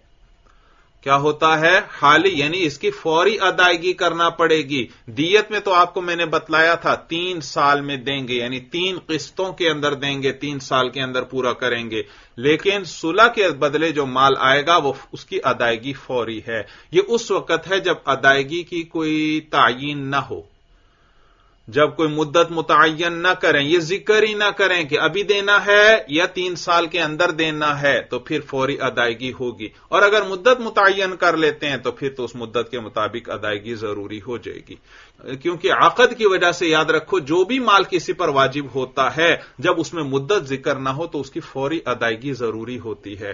آپ نے ایک شخص سے گاڑی خریدی 10 لاکھ روپے میں اور مدت وغیرہ کا کوئی ذکر نہیں کیا، یعنی یہ ذکر ہی نہیں کیا کہ پیسے ابھی دوں گا یا مہینے بعد دوں گا، کچھ بھی ذکر نہیں کیا، تو اس صورت میں فوری ادائیگی ضروری ہوگی آپ پر۔ تو عقد کی وجہ سے کسی پر بھی کوئی مال واجب ہو اور مدت کا ذکر نہ کیا جائے تو اس کی ادائیگی فوراً کرنا پڑتی ہے۔ یہ معنی ہے وَيَجِبُ حَالًا، اور وہ جو مال ہے جو صلح کی وجہ سے واجب ہوا ہے وہ فی الحال واجب ہوگا، اِن لَمْ يَذْكُرِ الْحُلُولَ وَالتَّأْجِيلَ، اگر انہوں نے حلول یا تعجیل کو یعنی فوری ادائیگی یا مدت والی ادائیگی کو ذکر نہیں کیا، یجب حالاً، تو یہ مال حالاً واجب ہوگا یعنی فوری، وَلَا يَكُونُ كَالدِّيَةِ مُؤَجَّلًا، اور یہ دیت کی طرح مؤجل نہیں ہوگا یعنی 3 سال میں ادا نہیں کرنا پڑے گا، فوری ادائیگی ضروری ہوگی۔ وَبِصُلْحِ أَحَدِهِمْ، اور اولیاء میں سے کسی ایک کے صلح کرنے سے بھی قصاص ساقط ہو جائے گا، وَبِعَفْوِهِ، اور اسی طرح کسی ایک کے معاف کرنے سے بھی قصاص ساقط ہو جائے گا، وَلِمَنْ بَقِيَ، اور ان کے لیے جو لوگ باقی رہ گئے، باقی اولیاء جو ہیں ان کے لیے حصتہ من الدیۃ، ان کا حصہ ہوگا کس میں سے؟ دیت میں سے۔ صورت یہ، ایک شخص کے مثلا 3 بیٹے تھے، 3 بیٹے، اور ان 3 بیٹوں میں سے اس شخص کو کسی نے قتل کر دیا، تو یہ تینوں بیٹے اولیاء ہیں مقتول کے، اور یہ قصاص لینا تینوں کا حق ہے، تو ان تینوں میں سے ایک نے معاف کر دیا تو قصاص ساقط ہو جائے گا، اور باقیوں کو اب دیت میں سے حصہ ملے گا۔ باقیوں نے تو معاف نہیں کیا، یہ تو سب کا حق تھا، تو لہذا باقیوں کو دیت میں سے حصہ دیں گے۔ کس طرح کہ کل کتنے بیٹے تھے؟ 3، اور ایک شخص کے قتل کی وجہ سے کتنا مال آتا ہے؟ 100 اونٹ، تو ایک نے معاف کر دیا تو 100 میں سے تیسرا حصہ یعنی 33.25 یا اس کے لگ بھگ اتنا حصہ ساقط ہو جائے گا دیت میں سے، اور باقی 2 ثلث جو ہیں وہ ادا کرنے پڑیں گے 2 بیٹوں کو۔ یا دوسری صورت کہ یہ تو تھا ایک نے معاف کر دیا، دوسری صورت ہے ایک نے مال پر صلح کر لی، 3 بیٹے تھے، ایک بیٹے نے کہا بھائی مجھے اتنے درہم دے دو، 5000 درہم دے دو، کتنے دے دو؟ 5000 درہم دے دو، تو میں قصاص معاف کرتا ہوں اپنی طرف سے، قصاص معاف۔ تو جیسے ہی مال آئے گا قصاص ساقط ہوا، اب وہ دوبارہ نہیں آ سکتا، بات سمجھ میں آ گئی؟ قصاص ساقط ہو گیا، دوبارہ نہیں آ سکتا، پھر جھگڑا ہوتا ہے، مسئلہ بنتا ہے، اور وہ کہیں نہیں ہم پیسے نہیں، اب قصاص ہی لیں گے، نہیں قصاص کیا ہو گیا؟ ایک دفعہ ساقط ہو گیا، واپس نہیں آ سکتا، اب مال ہی آئے گا بھائی۔ تو اب ایک نے صلح کر لی کہ مجھے 50 اونٹ دے دینا، کتنے اونٹ؟ 50 اونٹ، اس نے 50 اونٹ لے لیے، اور قصاص تو باقی 2 کا بھی حق تھا، انہوں نے تو معاف نہیں کیا، انہوں نے تو مال پر صلح نہیں کی، تو ان کو دیت میں سے ان کا حصہ دیں گے۔ اب آپ یہ نہ کہیں دیت تو ہے 100 اونٹ، اس نے کتنے لے لیے؟ 50، تو باقی دونوں کو 50 دے دیں گے، یعنی 25 دے دیں گے، نہیں بھائی نہیں، اس دیت کے کل کتنے حصے کریں گے؟ 3 حصے، 100 اونٹوں کے 3 یا 10,000 درہم کے 3 حصے کریں گے، اور ایک حصہ تھا اس صلح والے کا حق، وہ اس نے وصول کر لیا، وہ بے شک آپ نے زیادہ دے دیا لیکن اس کی وجہ سے فائدہ ہوا، قصاص کیا ہو گیا؟ ساقط ہو گیا، باقی 2 ثلث اب وہ باقی 2 بھائیوں کو دینے پڑیں گے، ایک ثلث ہر ایک کو۔ صورت سمجھ میں آ گئی؟ یہ معنی ہے وَبِصُلْحِ أَحَدِهِمْ أَن يَسْقُطُ الْقَوَدُ، قصاص ساقط ہو جاتا ہے بِصُلْحِ أَحَدِهِمْ وَبِعَفْوِهِ، ان اولیاء میں سے کسی ایک کے صلح کرنے کی وجہ سے اور کسی ایک کے معاف کرنے کی وجہ سے، وَلِمَنْ بَقِيَ، اور وہ اولیاء جو باقی ہیں ان کے لیے حِصَّتُهُ مِنَ الدِّيَةِ، اس کا حصہ ہوگا دیت میں سے، اے لمن بقی من الورثۃ، یعنی کہ وہ جو باقی ہیں ورثہ میں سے، فإن القصاص والدیۃ حق جمیع الورثۃ عندنا، اس لیے کیونکہ قصاص اور دیت ہمارے نزدیک یہ حق ہے تمام وارثوں کا، عندنا ہمارے نزدیک، خلافا لمالک والشافعی رحمہم اللہ تعالی فی الزوجین، بخلاف امام مالک اور امام شافعی رحمہم اللہ کے فی الزوجین، زوجین کے معاملے میں، میاں بیوی کے معاملے میں۔ امام مالک اور امام شافعی رحمہم اللہ فرماتے ہیں کہ میاں بیوی ایک دوسرے کی دیت اور قصاص کے مالک نہیں ہیں. ایک دوسرے کی دیت اور قصاص کے مالک ہمارے نزدیک وارث جو ہیں وہ قصاص کے بھی مالک ہوتے ہیں اور دیت کے بھی مالک ہوتے ہیں. ہاں ایک اور بات یاد آ گئی، یاد رکھنا، یہ جو دیت وصول ہوتی ہے نا، دیت، یہ یوں سمجھا جاتا ہے مقتول نے ترکہ چھوڑا ہے، مال وراثت چھوڑا ہے، لہذا اس کے اندر وہ ساری چیزیں جاری ہوں گی جو مال وراثت کے اندر جاری ہوتی ہیں. تو اس سے اس کے سارے دیون بھی ادا کیے جائیں گے. وصیت کی ہے تو ثلث تک اسی طرح وصیت نافذ ہوگی اور باقی مال وارثوں کو ملے گا. تو امام مالک اور امام شافعی رحمہم اللہ فرماتے ہیں کہ میاں بیوی کا قصاص اور دیت میں حصہ نہیں، کیونکہ قصاص اور دیت یہ ان وارثوں کا حصہ ہے جن کے ساتھ رشتہ نسب والا ہے، جن کے ساتھ رشتہ بھائی باقی جتنے وارث ہیں ان میں نسب والا رشتہ ہے. جو بھی کسی شخص کا وارث بنتا ہے یا اس کا بیٹا ہوگا، پوتا ہوگا، نواسا نواسی ہوں گے، یا بھائی ہوں گے اس مرنے والے کے، یا اس کا باپ ہوگا، دادا پر دادا، نانی نانا نانی پر نانا پر نانی، یہ سارے. تو یہ سارے کیا ہیں؟ ان سب میں نسب والا رشتہ ہے. کون سا رشتہ ہے؟ نسب والا رشتہ ہے. تو لہذا ان میں تو قصاص اور دیت جو ہے ان کے لیے ثابت ہوگی. جو بھی ولی بن رہا ہوا، جو بھی قریبی رشتہ دار ہوا، سب سے قریبی، وہ حقدار ہوگا قصاص و دیت کا. جیسے مال وارثوں میں تقسیم ہوتا ہے، جبکہ میاں بیوی کے درمیان جو رشتہ ہے وہ نسب والا نہیں ہے، وہ سبب والا ہے. یعنی اور سبب کیا ہے؟ نکاح.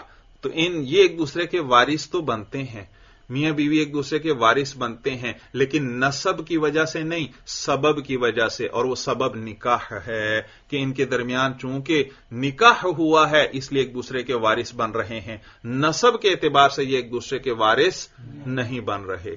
اور سبب وہ تو ختم ہو گیا، مرتے ہی نکاح کیا ہو گیا؟ ختم ہو گیا. جب سبب ختم تو اب ایک دوسرے کے قصاص اور دیت کے مالک نہیں ہوں گے.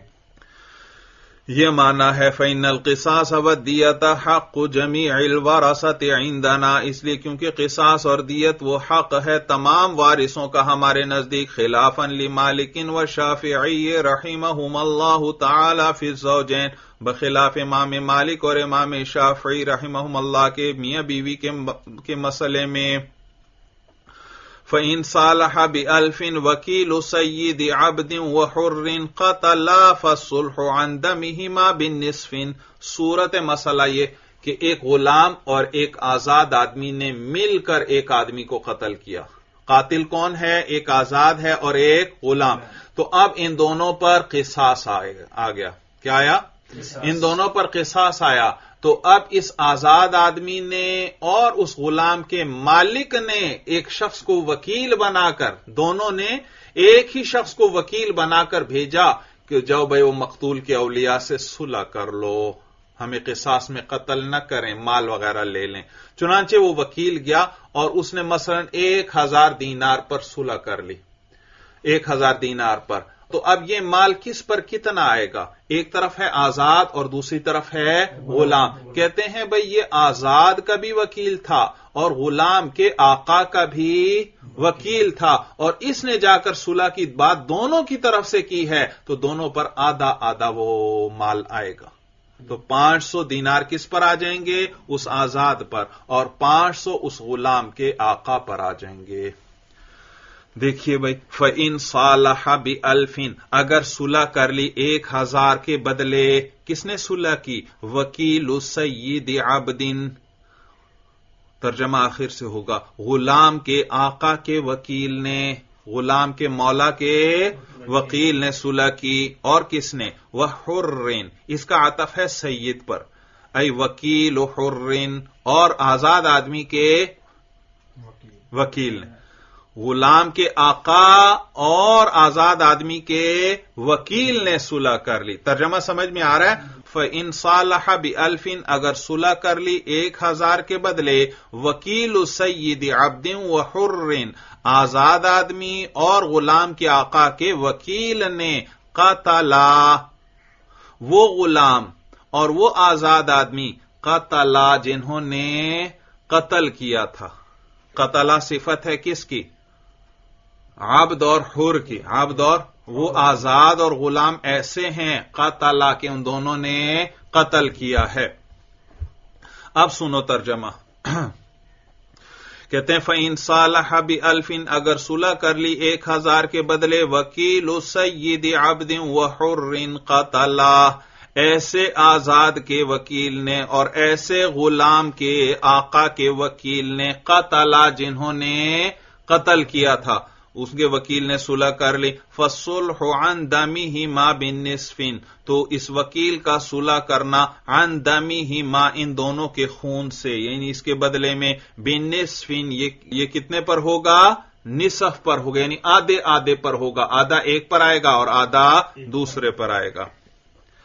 ان کان القاتل حرا وعبدا یعنی اگر قاتل آزاد اور غلام ہیں فامر الحر ومولا العبد رجلا تو حکم دیا اس آزاد آدمی نے جو قاتل ہے ومولا العبد اور اس غلام کے آقا نے رجلا ایک آدمی کو یعنی وہ جو وکیل ہے بأن يصالح من دمهما على 1000 کہ وہ جا کر صلح کر لے ان دونوں کے خون سے على 1000 پر ففعل اس وکیل نے ایسا کیا فالالف علی الحر والمولا نصفانی تو وہ 1000 جو ہیں آزاد اور اس غلام کے آقا پر نصفانی آدھا آدھا ہوگا بھائی وہ 1000. وَيُقْتَلُ جَمْعٌ بِفَرْدٍ وَبِالْعَكْسِ اكْتِفَاءً إِنْ حَضَرَ وَلِيُّهُمْ. بھائی یاد رکھو اگر ایک پوری جماعت مل کر ایک شخص کو قتل کرے تو اس پوری جماعت کو قصاص میں قتل کیا جائے گا.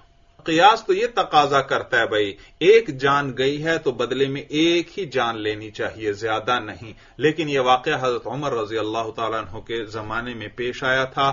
حضرت عمر کے زمانے میں یمن کے اندر صنعاء ایک علاقہ ہے اس علاقے کے 7 آدمیوں نے مل کر ایک آدمی کو قتل کیا تھا تو حضرت عمر رضی اللہ تعالیٰ عنہ نے قصاص میں ان 7 کو قتل کرنے کا حکم دیا اور ساتھ ہی فرمایا اگر سارے صنعاء والے مل کر اس ایک آدمی کو قتل کرتے تو میں سارے صنعاء والوں کو سزا دیتا اس کی سب کو قتل کرتا.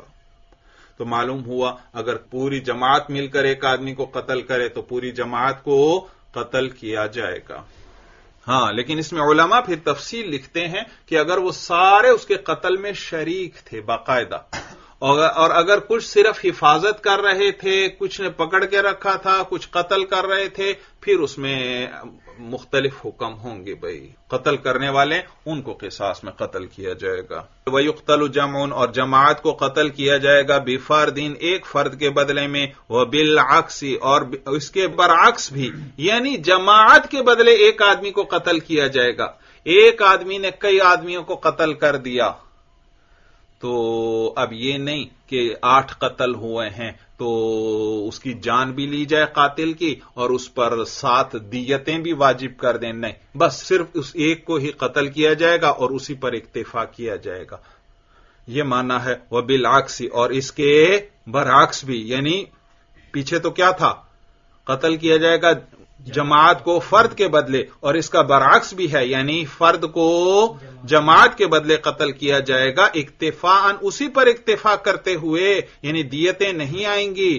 ان حضر ولیہم اگر ان کے ولی حاضر ہو گئے ان مقتولوں کے ولی اگر حاضر ہو گئے تو اسی پر کیا کریں گے اکتفا. بھائی دیکھو نا ایک آدمی نے 8 آدمیوں کو قتل کر دیا تو وہ سارے قصاص لینے پہنچ گئے تو جب سارے موجود ہیں قصاص لینے کے لیے اس کا اب یہ معنی نہیں کہ ایک جان لو اور 7 دیتیں بھی وصول کرو بلکہ کیا کریں گے سب کے بدلے میں اس ایک ہی کی جان لی جائے گی قصاص میں اور اسی پر اکتفا کیا جائے گا اگرچہ سارے ولی ہی کیوں نہ حاضر ہو جائیں. ایقتل فرد بجمع یعنی قتل کیا جائے گا ایک فرد کو جماعت کے بدلے میں ویکتفا بقتلہ اور اکتفا کیا جائے گا اس کے قتل پر وَلَا شَيْءَ لِأَوْلِيَائِهِمْ غَيْرَ ذَلِكَ اور ان مقتولوں کے اولیاء کے لیے اس کے علاوہ اور کچھ بھی نہیں ہے. خلافاً للشافعی رحمہ اللہ بخلاف امام شافعی رحمہ اللہ کے فإن عنده يقتل للأول ويجب للباقين المال ان کے نزدیک قتل کیا جائے گا پہلے مقتول کے لیے، وَيَجِبُ لِلْبَاقِينَ الْمَالُ، اور باقیوں کے لیے مال واجب ہوگا۔ امام شافعی رحمہ اللہ فرماتے ہیں کہ اس شخص نے 8 قتل کیے ہیں، تو اب صرف اس ایک کی جان لے لی جائے تو برابری نہیں آئے گی۔ تو وہ فرماتے ہیں اگر سارے اولیاء حاضر ہیں، جو آئے ہی نہیں ان کی تو بات ہی نہیں، جو آ گئے ہیں تو ان کے لیے پھر کیا کریں؟ کہتے ہیں اس میں دیکھا جائے گا کہ اس نے 8 میں سے پہلے کس کو قتل کیا۔ اگر پہلے کا پتہ چل جاتا ہے کہ اس نے سب سے پہلے اس کو قتل کیا تھا اور اس کے بعد باقیوں کو قتل کیا تھا، تو پہلے کے لیے تو قصاص آئے گا، اس سے کیا کریں گے؟ قصاص میں اسے قتل کریں گے، اور باقیوں کے لیے پھر دیتیں آئیں گی، اس کے اوپر اتنی ہی دیتیں اس سے لے لی جائیں گی۔ اور اگر یہ پتہ ہی نہیں چل رہا کہ اس نے کس کو پہلے قتل کیا ہے اور کس کو بعد میں قتل کیا ہے، تو پھر اس صورت میں سب کے لیے اس سے قصاص میں قتل کر دیا جائے گا، اور باقیوں کے لیے دیتیں آئیں گی، اور یہ دیتیں آپس میں پھر وہ تقسیم کر لیں گے۔ کیسے؟ دیکھو بھائی، اس نے کتنے آدمی قتل کیے؟ 8۔ اب ہمیں پتہ نہیں کس کو پہلے قتل کیا ہے اور کس کو بعد میں قتل کیا ہے، تو اس کو قصاص میں ان سب کے لیے قتل کر دیا جائے گا۔ گویا ہر ایک نے قصاص میں سے اپنا حصہ وصول کر لیا۔ 8 قتل ہوئے ہیں نا، 8، تو ایک قصاص آئے گا اور کتنی دیتیں آئیں گی؟ 7 دیتیں آئیں گی۔ اب یہ جو ایک قتل ہوا اس میں سب کا حصہ ہے، سب کے لیے قتل کیا گیا، اور باقی 7 دیتیں وہ بھی اب ان سب میں تقسیم کی جائیں گی۔ 7 دیتیں ہیں اور 8 اولیاء ہیں، تو اس 7 کو 8 آدمیوں میں تقسیم کر دیں گے۔ صورت سمجھ میں آ گئی؟ تو کہتے ہیں فَإِنَّ عِندَهُ يُقْتَلُ لِلْأَوَّلِ وَيَجِبُ لِلْبَاقِينَ الْمَالُ، ان کے نزدیک پہلے مقتول کے لیے تو اس قاتل کو قتل کیا جائے گا اور باقیوں کے لیے مال واجب ہوگا۔ وَإِن لَّمْ يُدْرَ الْأَوَّلُ، درا یدری کے معنی ہے جاننا، علم ہونا۔ وَإِن لَّمْ يُدْرَ الْأَوَّلُ، اور اگر پہلا مقتول معلوم نہیں ہے تو قُتِلَ لَهُمْ جَمِيعًا، میری کتاب میں ہے قُتِلَ جَمِيعًا لَهُمْ، آپ کی کتاب میں بھی اسی طرح ہے؟ ہاں، یہ کتابت کی غلطی ہے، لہم پہلے ہونا چاہیے اور جمیعاً بعد میں۔ قتل لہم جمیعا، تو قتل کیا جائے گا اس ایک قاتل کو، لہم جمیعا، ان سب کے لیے۔ وقسمت دیات بینہم، اور دیتوں کو ان کے درمیان پھر تقسیم کیا جائے گا۔ وقیل، اور کہا گیا ہے یقرأ، کہ قرآن دازی کی جائے گی۔ کیا کی جائے گی؟ قرآن دازی کی جائے گی۔ پس جس کا نام قرآن دازی میں نکلتا ہے اس کے لیے اس کو قصاص میں قتل کر دیا جائے گا اور باقیوں کو دیت لے کر دے دی جائے گی۔ پہلی صورت تو کیا تھی؟ وہ دیت سب میں تقسیم کی تھی، اب ایک کے لیے قصاص اور باقی کے لیے دیتیں۔ وقیل، اور کہا گیا ہے یقرأ، کہ قرآن دازی کی جائے گی۔ فیقتل لمن خرجت قرعتہ، پس قتل کیا جائے گا قاتل کو اس کے لیے جس کا نام قرعے میں نکلا۔ وَإِنْ حَضَرَ وَاحِدٌ قُتِلَ لَهُ وَسَقَطَ حَقُّ الْبَقِيَّةِ، یہ تو وہ صورت تھی اگر سارے حاضر ہوئے تھے۔ اگر ایک ہی آیا قصاص لینے کے لیے، مقتول تو 8 تھے لیکن صرف ایک کے اولیاء آئے قصاص لینے کے لیے، تو کہتے ہیں پھر اس ایک کے لیے اس قاتل کو قتل کر دیا جائے گا اور باقیوں کا حق ساقط ہو گیا۔ یہ معنی ہے وَإِنْ حَضَرَ وَاحِدٌ، اور اگر ایک ولی حاضر ہوا تو قُتِلَ لَهُ، اسی کے لیے قاتل کو قتل کر دیا جائے گا۔ وَسَقَطَ حَقُّ الْبَقِيَّةِ، اور باقی اولیاء کا حق ساقط ہو جائے گا۔ اے ان حضر ولی واحد قتل له، یعنی اگر ایک ولی حاضر ہوا تو اسی کے لیے قتل کر دیا جائے گا۔ وسقط حق الباقین عندنا، اور باقیوں کا حق ساقط ہو جائے گا ہمارے نزدیک۔ بھئی انہوں نے بتلایا اگر ایک بھی حاضر ہوا تو اس کے لیے اس کو قصاص میں قتل کر دیں گے اور باقیوں کا حق ساقط ہو جائے گا۔ بھئی پیچھے جو آیا نا کہ قصاص بھی لیں گے اور دیتیں بھی آئیں گی، تو یہ تو امام شافعی رحمہ اللہ کا مذہب بیان ہو رہا تھا۔ ہمارے نزدیک تو صرف متن کو متن سے جوڑیں۔ ہمارے نزدیک کیا تھا؟ اگر ایک آدمی پوری جماعت کو قتل کر دے اور پھر وہ سارے اولیاء جمع ہو جائیں تو ان سب کے لیے اس قاتل کو قتل کیا جائے گا اور اسی پر اکتفا کر لیں گے اور کوئی دیت وغیرہ نہیں آئے گی۔ اور اگر ان میں سے صرف آگے پھر آیا وہ ان حضر واحد، اگر وہ سارے نہیں آئے ان میں سے صرف ایک ولی حاضر ہوا تو اسی کے لیے اس قاتل کو قتل کر دیں گے، وسقط حق البقیتی، اور باقیوں کا حق ساقط ہو جائے گا۔ تو یہ احناف کا مذہب یہ ہے بھائی، بات سمجھ میں آ گئی؟ ولا يقطع يدان بيد وان امر سكينا على يد فقطعت وزمنا ديتها، ولا يقطع يدان بيد، اور نہیں کاٹا جائے گا دو ہاتھوں کو ایک ہاتھ کے بدلے، دو ہاتھوں کو ایک ہاتھ کے بدلے نہیں کاٹا جائے گا۔ بھائی دیکھیے، دو آدمیوں نے مل کر ایک آدمی کا ہاتھ کاٹا، یعنی دونوں نے تلوار کو دستے سے پکڑا اور ایک ہی وقت میں اکٹھے تلوار چلا کر اس کا ہاتھ کاٹ دیا، تو کیا اب اس کا ایک دایاں ہاتھ کٹا ہے، کیا ان دونوں کا بھی اب دایاں ہاتھ کاٹا جائے گا؟ ضابطہ بتلا دیا کہ نہیں، جو اعضاء ہوتے ہیں ان کے ساتھ مال والا برتاؤ کیا جاتا ہے، اور اس کا ایک ہاتھ کٹا یعنی 50 اونٹوں کا نقصان کیا اس کا، اور ان دونوں کا اگر دایاں ہاتھ کاٹ دیا جائے تو یہاں پر نقصان کتنا ہو جائے گا؟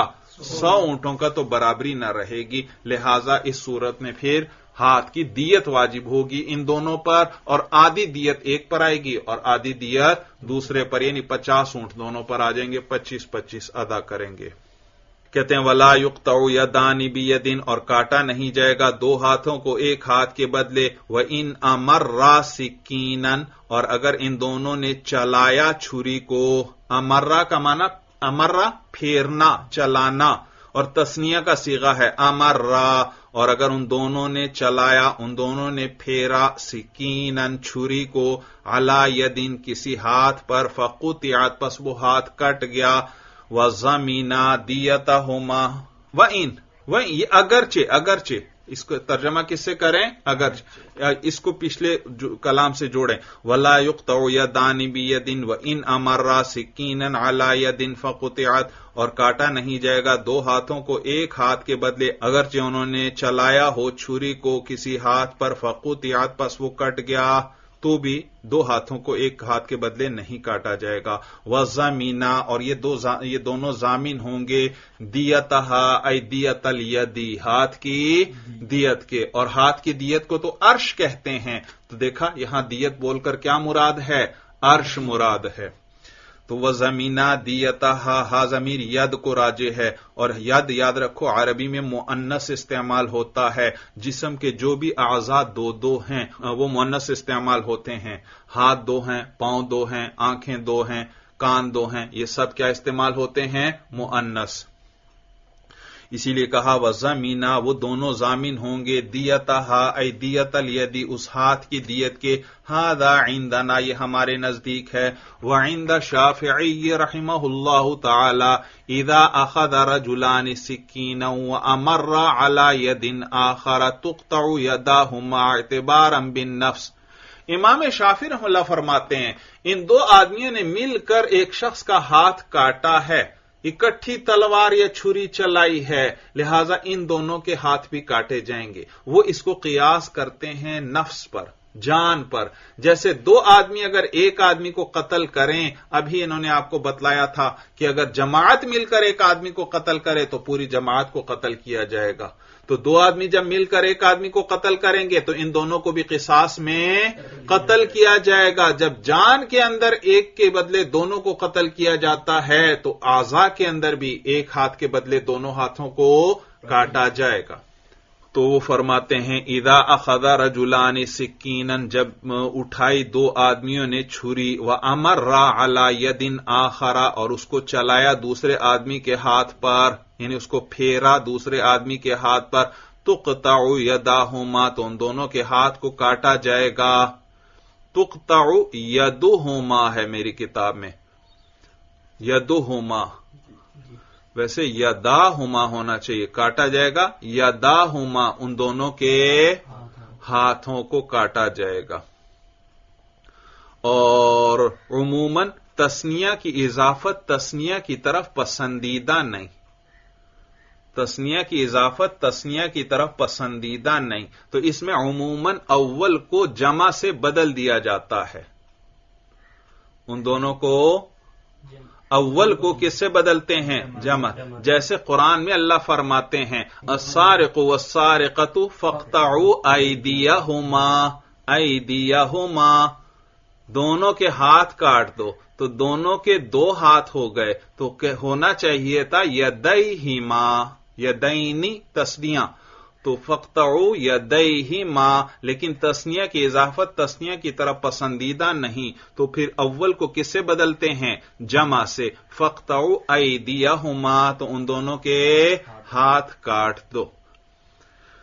تو ادھر مفرد ذکر کر دیا اسی وجہ سے کہ تسنیہ کی اضافت تسنیہ کی طرف پسندیدہ نہیں، ورنہ اصولاً تو یہاں یداہما ہونا چاہیے تھا. اور پھر نیز مفرد کی اضافت ہے تسنیہ کی طرف. بھئی ان دونوں کا ایک ہاتھ ہوگا یا دونوں کے دو ہاتھ ہو جائیں گے؟ ایک ہاتھ ایک کا، ایک ہاتھ دوسرے کا، تو دو ہو جائیں گے. تو چونکہ اشتباہ بھی نہیں ہے اس لیے شاید مفرد استعمال کر لیا. تو تقطع یدہما، کاٹا جائے گا ان دونوں کے ہاتھ کو، اعتبارا بالنفس، جان پر قیاس کرتے ہوئے. ولنا، اور ہماری دلیل یہ ہے کہ ان الانقطاع وقع باعتمادہما، کہ یہ جو ہاتھ کا کٹنا ہے یہ واقع ہوا ہے باعتمادہما، دونوں کے سہارے سے. یہ جو ہاتھ کٹا ہے یہ دونوں کے سہارے سے کٹا ہے. دونوں نے تلوار پکڑی ہوئی تھی نا، تو دونوں کے سہارے سے یہ ہاتھ کٹا ہے. یاد رکھو ایک ہے قطع، اس کا معنی ہے کاٹنا، ایک ہے انقطاع جس کا معنی ہے کٹنا، کٹنا. تو ہم کہتے ہیں کہ ان الانقطاع وقع باعتمادہما، کہ جو ہاتھ کا کٹنا ہے یہ دونوں کے سہارے سے ہوا ہے. والمحل متجزن، اور یہ جو محل ہے یعنی ہاتھ جو ہے وہ بھی تقسیم کو قبول کرتا ہے. فیضاف الی کل، ہم جواب دیتے ہیں امام شافعی رحمہ اللہ کو، ہم جواب دیتے ہیں کہ نہیں، یہاں نفس پر قیاس نہیں کریں گے کیونکہ دونوں میں فرق ہے. نفس جو ہے وہ تجزی کو قبول نہیں کرتا اور ہاتھ جو ہے وہ تجزی یعنی تقسیم کو قبول کر لیتا ہے. کیا معنی نفس تجزی کو؟ کیونکہ نفس کے اندر دوسرے کی روح نکلتی ہے اور روح کے نکلنے میں تقسیم نہیں ہو سکتی. جب دو آدمیوں نے مل کر ایک آدمی کو قتل کیا ہے یا پوری ایک جماعت نے مل کر ایک آدمی کو قتل کیا ہے تو قتل کی وجہ سے اس آدمی کی روح نکل گئی اور روح کے نکلنے میں تقسیم نہیں. ہم یہ نہیں کہہ سکتے کہ اس نے بھی تھوڑی سی روح نکالی، اس نے بھی تھوڑی سی روح نکالی، اس نے بھی تھوڑی سی روح نکالی، ایسا تو نہیں. روح میں تو تقسیم ہو ہی نہیں سکتی. تو وہاں روح کے نکلنے کی نسبت سب کی طرف ہوگی کہ ہر ایک نے گویا کامل روح نکالی ہے اس کی، لہذا ہر ایک پر کامل قصاص آئے گا بھائی. جبکہ یہاں پر ہاتھ ہے اور ہاتھ کے کٹنے میں تقسیم ہو سکتی ہے کہ آدھا ہاتھ ایک کاٹے اور آدھا ہاتھ دوسرا کاٹے بھائی. تو دونوں میں فرق ہے، وہاں تقسیم نہیں اور یہاں تقسیم ممکن ہے. تو لہذا یہاں یوں کہا جائے گا گویا ایک نے بھی آدھا ہاتھ کاٹا اور دوسرے نے بھی آدھا ہاتھ کاٹا، تو ایک پر بھی 25 اونٹ آ جائیں گے اور دوسرے پر بھی 25 اونٹ آ جائیں گے. تو ہم کہتے ہیں کہ ولنا، ہماری دلیل یہ ہے کہ ان الانقطاع وقع باعتمادہما، کہ ہاتھ کا کٹنا دونوں کے سہارے سے ہوا ہے. والمحل متجزن، اور یہاں پر جو محل ہے یعنی ہاتھ جو ہے متجزن، وہ تقسیم کو قبول کرنے والا ہے. فیضاف الی کل واحد البعض، تو ان میں سے ہر ایک کی طرف بعض کی نسبت کی جائے گی کہ اس نے کچھ ہاتھ کاٹا اور دوسرے نے بھی کچھ ہاتھ کاٹا، کیونکہ تقسیم کو قبول کرتا ہے ہاتھ. بخلاف النفس، بخلاف جان کے. فإن ظهوق الروح غیر متجزن، اس لیے کیونکہ روح کا نکلنا وہ تقسیم کو قبول نہیں کرتا. میری کتاب میں زہوق ہے، زا پر فتحہ ہے، آپ کی کتابوں میں بھی ہے؟ ہاں، یہ فتحہ غلط ہے، زہوق نہیں بھائی، زہوق ہے، زا پر پیش ہے بھائی. فعول وزن جو ہے نا، فعول وزن، یہ کلام عرب میں اس وزن پر مصادر بہت کم آئے ہیں، 2-4 ہی آئے ہیں، 2-4 ہی آئے ہیں. تو یہ فعول نہیں ہے، فعول ہے، فعول. فإن ظهوق الروح غیر متجزن، کیونکہ روح کا نکلنا جو ہے وہ تقسیم کو قبول نہیں کرتا. وإن قطع رجل يمين رجلين فلهما يمينه ودية يد، ضابطہ میں نے آپ کو بتلا دیا. کہ اگر ایک شخص دوسرے شخص کا دایاں ہاتھ کاٹے تو مجرم کا بھی دایاں ہاتھ کاٹا جائے گا، اور اگر ایک شخص دوسرے کا بایاں ہاتھ کاٹے تو مجرم کے بھی بائیں ہاتھ کو کاٹ دیا جائے گا۔ اور نیز یہ بھی یاد رکھنا، اگر ایک شخص ایک آدمی کا دایاں ہاتھ کاٹے اور دوسرے کا بایاں ہاتھ کاٹے تو اس کے دونوں ہاتھ کاٹے جائیں گے، دائیں والے کے لیے دایاں ہاتھ کاٹا جائے گا اور بائیں والے کے لیے بایاں ہاتھ کاٹا جائے گا۔ بھائی اگر ایک آدمی نے دو آدمیوں کے ہاتھ کاٹے لیکن دونوں کے دائیں ہاتھ کاٹے، دونوں کے دائیں ہاتھ کاٹے ہیں، اب کیا کیا جائے بھائی؟ اب ایک تو قصاص لے سکتا ہے، دوسرا تو قصاص نہیں لے سکتا، تو بتلائیں گے کہ اس صورت میں اس آدمی کا ہاتھ بھی کاٹا جائے گا اور دیت بھی اس پر آئے گی ایک ہاتھ کی، کیونکہ ایک ہاتھ کٹے گا تو ایک تو اپنا قصاص وصول کر لے گا، دوسرے کے لیے اس پر کیا آ جائے گی؟ دیت آ جائے گی۔ اب اس کی وصولی کا کیا طریقہ؟ کہتے ہیں اگر دونوں آ گئے، دونوں اگر قصاص وصول کرنے آئے تو یہ جو ہاتھ کٹا ہے دونوں کے لیے کٹا ہے، تو اب جو دیت وصول ہوگی وہ بھی دونوں کے لیے ہوگی، تو وہ 50 اونٹ آپس میں 25-25 تقسیم کر لیں گے۔ اور اگر دونوں میں سے ایک پہلے آ گیا، پہلے ایک آیا پھر بعد میں دوسرا، تو پہلے ایک آیا اس کے لیے ہم نے قصاص لے لیا، اور دوسرا بعد میں آیا تو اس کے لیے اب دیت لے کر ساری دیت دوسرے کو دے دی جائے گی، کیونکہ قصاص اس نے وصول نہیں کیا تھا، قصاص تو وہ پہلے نے پورا وصول کر لیا، اس نے اپنا حق پورا وصول کر لیا، تو اب دیت رہ گئی تھی وہ یہ اب پوری وصول کر لے گا۔ یہ معنی ہے وَإِن قَطَعَ رَجُلٌ يَمِينَ رَجُلَيْنِ، اور اگر کاٹ دیا کسی ایک شخص نے یمین رجلین، دیکھا یمینین یہ تثنیہ تھا، نون اضافت سے گر گیا، اور اگر کاٹ دیا ایک شخص نے یمین رجلین، دو آدمیوں کے دو داہنے ہاتھوں کو، فَلَهُمَا يَمِينُهُ دِيَةُ يَدٍ، تو ان دونوں کے لیے، وہ جو جن کے خلاف جنایت کی گئی، ان دونوں کے لیے یمینہ، اس مجرم کا دایاں ہاتھ بھی ہے، ودیت یدن، اور ہاتھ کی دیت بھی ہے۔ فَإِنْ حَضَرَ أَحَدُهُمَا، پس اگر ان دونوں میں سے ایک آیا بھائی قصاص لینے، وَقُطِعَ، اور اس کا ہاتھ کاٹ دیا گیا، فَلِلْآخَرِ الدِّيَةُ، تو دوسرے کے لیے دیت ہے۔